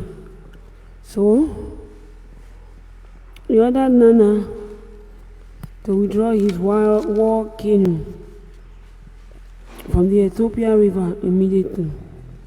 Lloyd, 1963, page 229.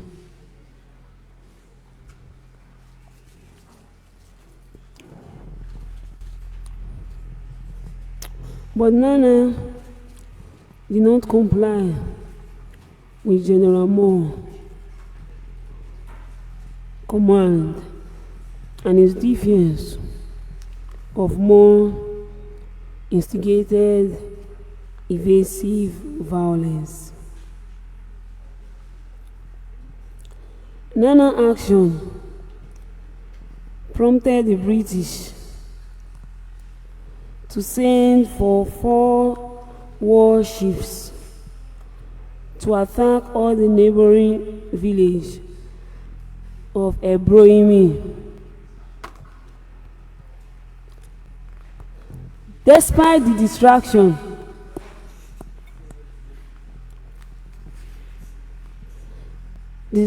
of these villages, Nana refused to accept Britain's invitation for a brief discussion at their consulate. Wrote to me and again, 2008, page 54.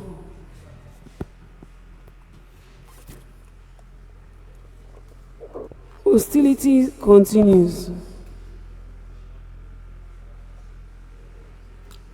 and all attempt by the British was to take Ebroime through the creek failed.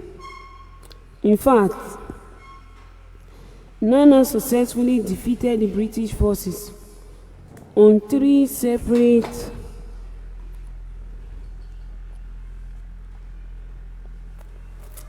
occasions, and they were thus forced to withdraw with heavy casualties. Page 54. Nana military might was largely due to the impressive number of young warriors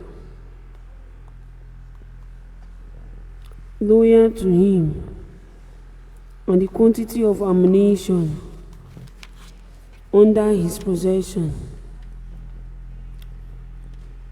The British tried to attack Ebroime by land, but the attempt failed because of the heavy fire against the British by Nana forces.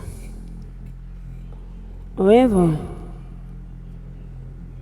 Nana was eventually forced to surrender on September 25th, 1894, after Dogo, who was Nana's local rival, hated the British and showed them the best route to Ebroime, which led to the capturing of Nana by the British troops. Wrote to me and again, 2008, page page 53.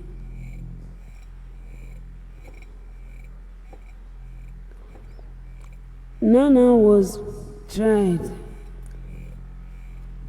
on the charges of causing mayhem and breaching the peace in the Benin River. He was convicted on all charges and exiled, first to Calabar and then later to Ghana, page 54. Obviously, Nana goods were forfeited for the cost of the expedition, which led to the demise of his trading empire and authority over Ibrahim, Rotimi, and Oge, 2008, page 54. When the British defeated Nana, the arms that were forfeited in his domain in Ibrahim included 106 canoes, 445 blunderbusses, 640 guns, 10 revolvers, in addition to 1,640 kegs of gunpowder and 2,500 rounds of machine gun ammunition. Undoubtedly, the stock of sophisticated weapons he had accumulated was one of the factors behind his military might, enormous wealth, and his monopoly of the palm oil trade in the region. The interpretation of Juju men by the British colonists.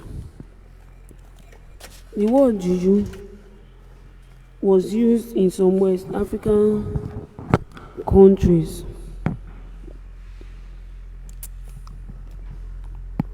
Immediately after the Benin Conference,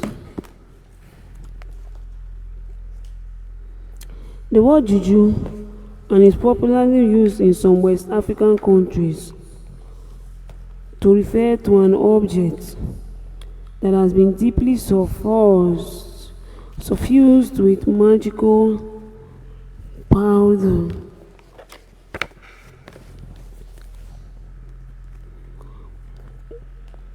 Banga 2017.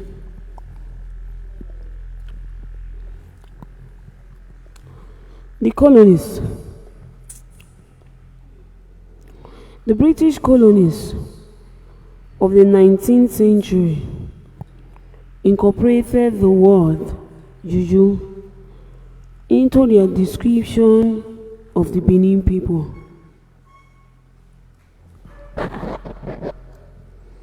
Immediately after the Benin Conference of 1884 to 1885,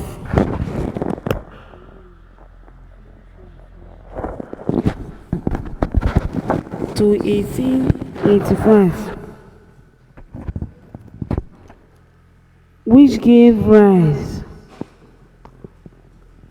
to the period of expropriation and the conquest of territories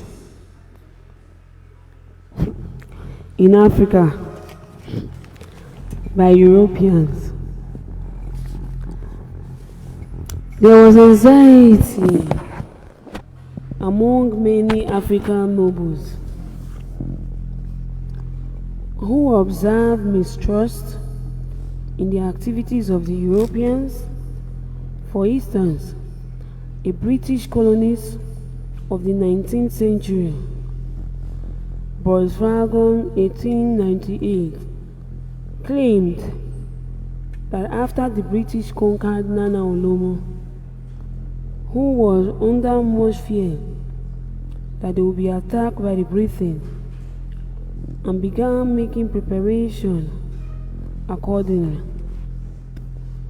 He further stated that the king of Benin immediately began placing juju on and closing all his markets.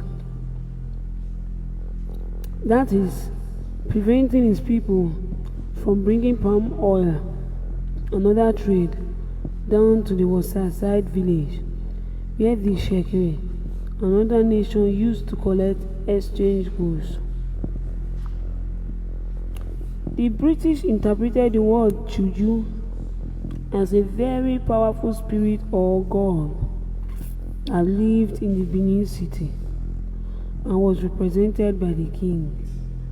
Dragon 1898, page 13. The Oba of Benin and his chiefs were labeled as juju men by Dragon after the king resisted the British colonists had disposed Nana of Ishikere and Jaja of Okpoko after they began to search for a means to overrun Benin. Chapter 10. Check your understanding. Question 1. Question 1.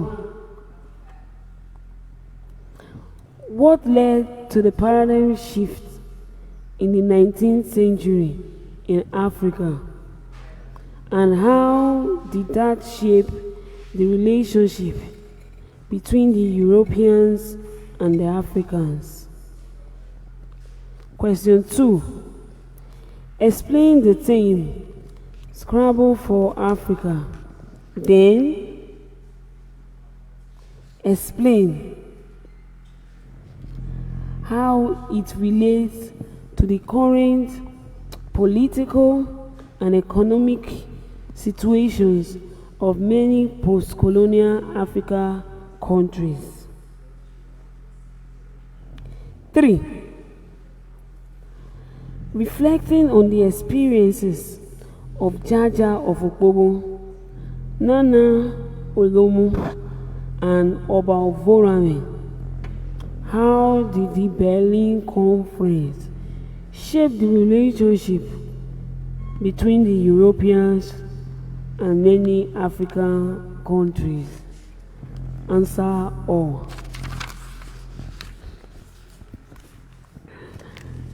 Chapter 11. The Invasion of Benin by Britha, the King of Benin, and British imperialism. The British traders of the 19th century recognized the fact that the Benin Kingdom was rich in all kinds of produce, such as palm oil, kernels, rubbers, cola nuts, and more. But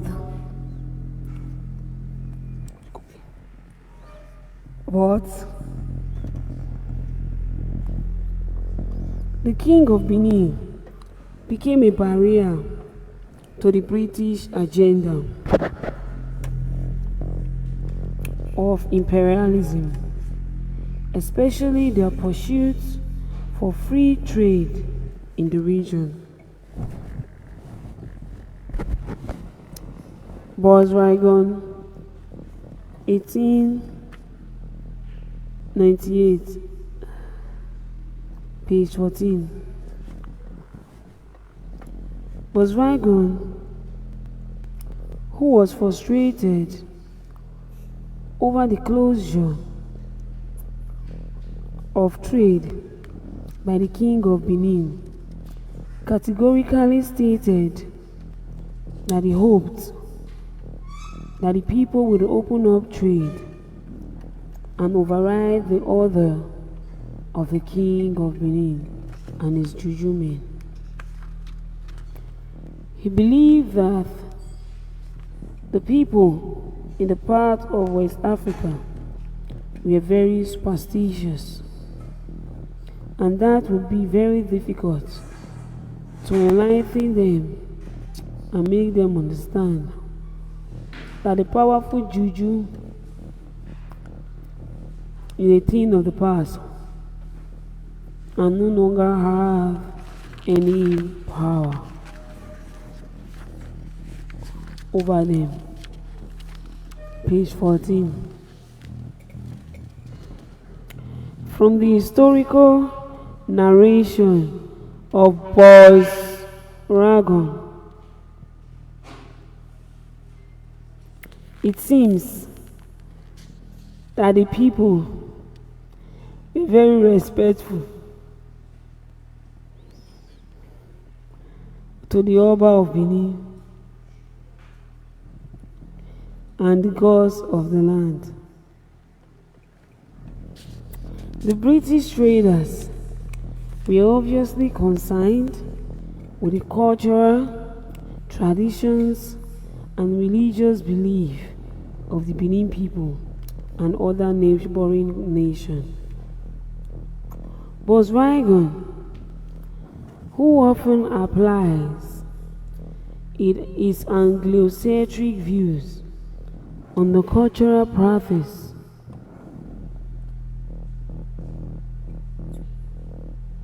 of Benin, and the cultural practice of the indigenous people, socially constructed the belief system of the Benin people as an old juju. Page 14. He acclaimed that the British people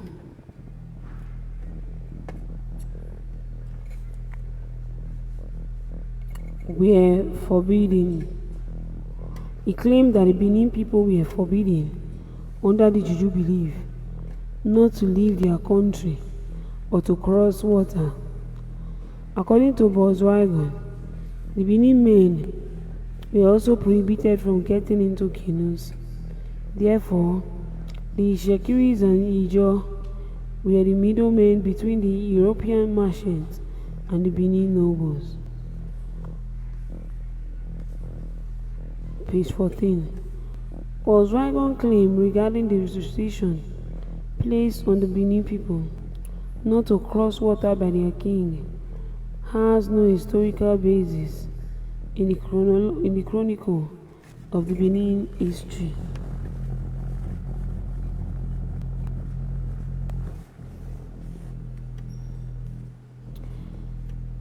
The Benin people seem to be unapologetic about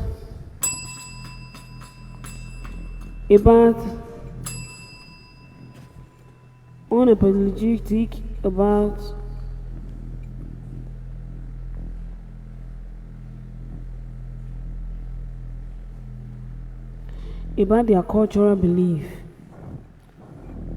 and the Europeans at that point in history lacked an understanding of the intricate cultural traditions of the people.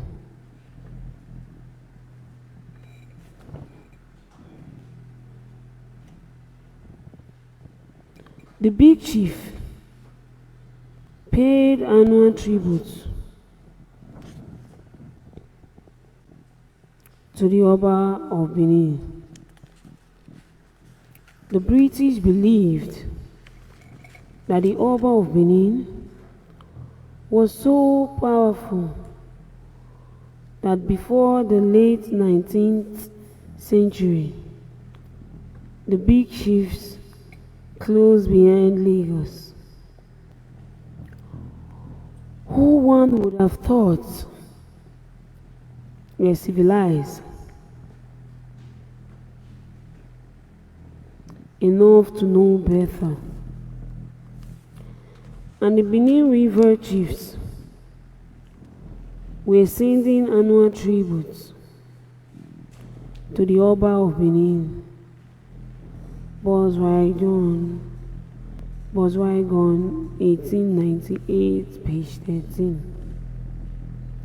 The Europeans were engrossed in the belief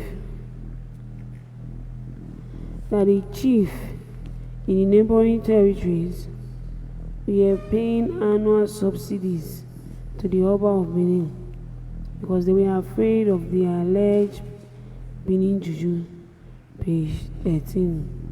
They lack the historical knowledge to understand that the princes of the kingdom had established some dukedom and monarch in neighboring territories. For example, the Oba of Benin as their royal, and monarch in other neighboring territories. For example, the Oba of Lagos and the Olu of Ori were just two of the many big chiefs under the authority of the Oba of Benin at that time. Presently, some of these monarchs still affirms the Oba of Benin as their royal father, while others believe they are the descendants of the Benin Kingdom. Either the British were unaware of this history and this cultural tradition, or they knew but choose to disrespect the belief system of the Benin people. Ignorance of the cultural practices of the Benin people is not an excuse.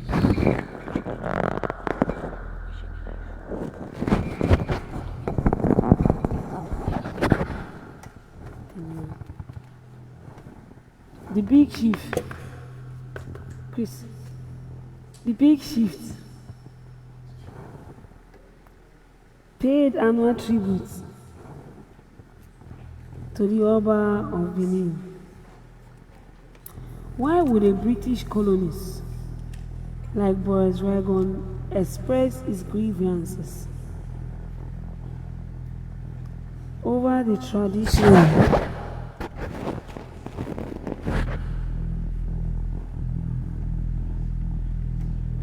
of big chiefs from neighboring territories, paying tributes to the Oba of Benin? Did he forget that many of the British colonies at that point in history were forced to pay allegiance to the Queen or King of England? Benin was one of the British colonies that reluctantly flew the Union Jack after the 1897 invasion. But Boswaigon would have done well to remember that the main reason why he and other British traders were in Africa at that time to colonize and forcefully appropriate resources of West Africa. The Oba of Benin received elephant talks from the big chiefs.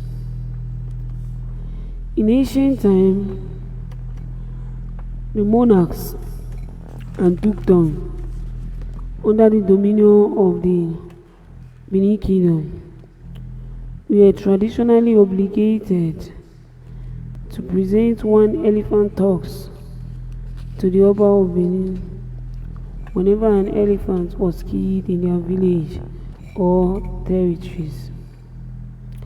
Boswaigon, 1898, page 13. As a result, As a result,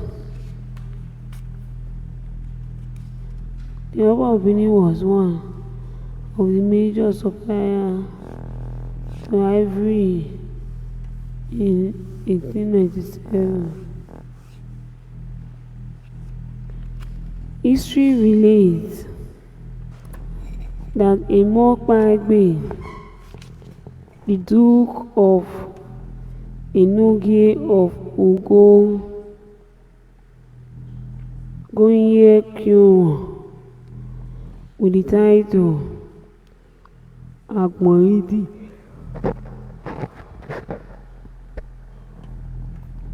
and the other Enogies like him, probably supplied elephant tusks to the Oba of Benin. According to the British narration, British expedition to Benin, 1896. According to the British narration, according to the British narration of the history in early 1897, 5 years after the signing of the treaty by the Oba of Benin, 5 years after the signing of the treaty in 1892 by the Oba of Benin, some British officers,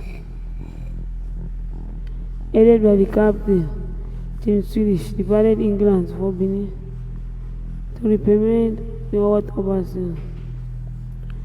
Principle of the treaty, Athens, 1975.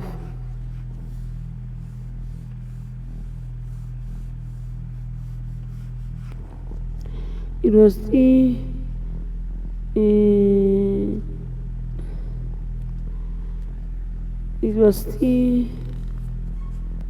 a tradition at that time for the Europeans to send presents to the King of Benin to help strengthen their relationship. But the chaos that unfolded during the trip of Captain Phillips' group only excavated tension and led to the conquest of Benin by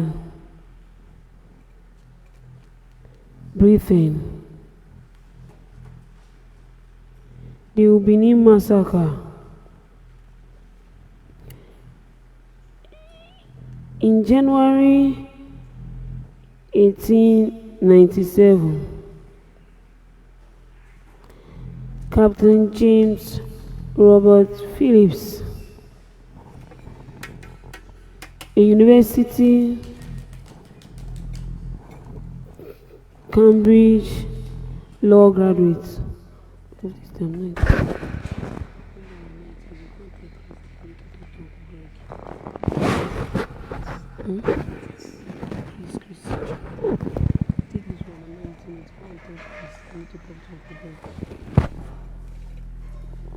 Robert Phillips, a University of Cambridge law graduate, violated Benin tradition by forcefully entering the kingdom uninvited during Igwe festival, an annual celebration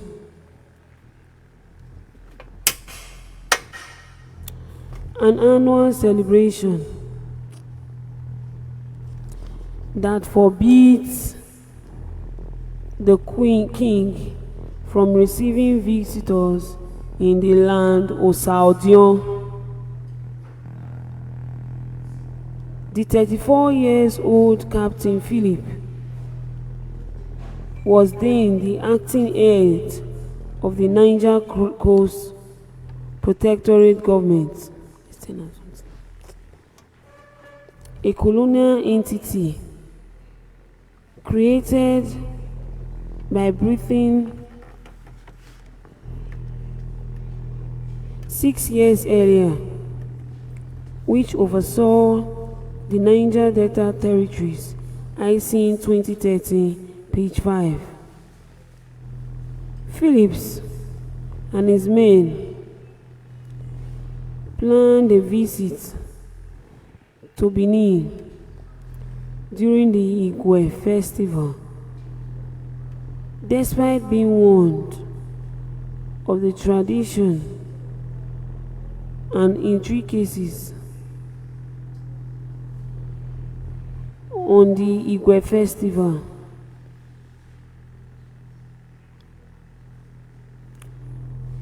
That prohibited the Oba from receiving foreign visitors at that time.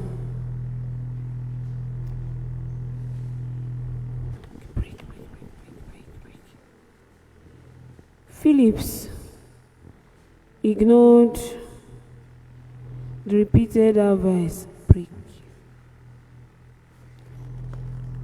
of Benin authorities to reschedule his visit, given the nature of their mission and their sense of white superiority.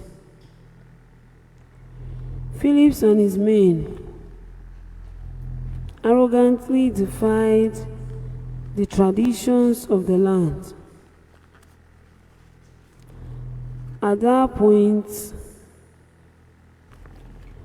the Benin people were suspicious of their visit. A group of Benin chiefs took into account the fact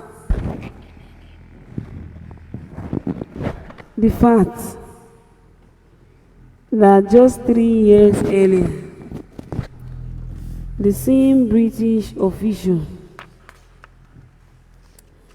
from the Niger Coast Protectorate government had waged war against and eventually exiled Nana Olomo, the Shekiri chief on the Benin River, who had been friendly to Benin. Consequently, the 9 British officials, led by Captain Phillips, were ambushed by the Benin chiefs at Ubini village. As they walked from Read-A-Thon towards Benin City on January 4th, 1897, Bacon, 1897, page 18, 2 white officers succeeded in escaping the England. IC 2013, page 6. Alambo Swigon and Mr. Loki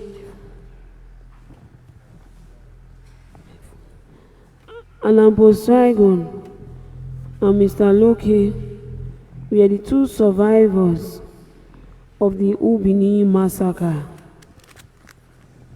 Historical record shows that the massacre took place on January 4th, 1897. I'll be going on a short break. I'll be resuming in a few minutes' time. Thank you very much. We are still reading the book by Nekpen Obasogie, first edition of the Great Benin, the archiver of post-colonial culture and its relationship with the European.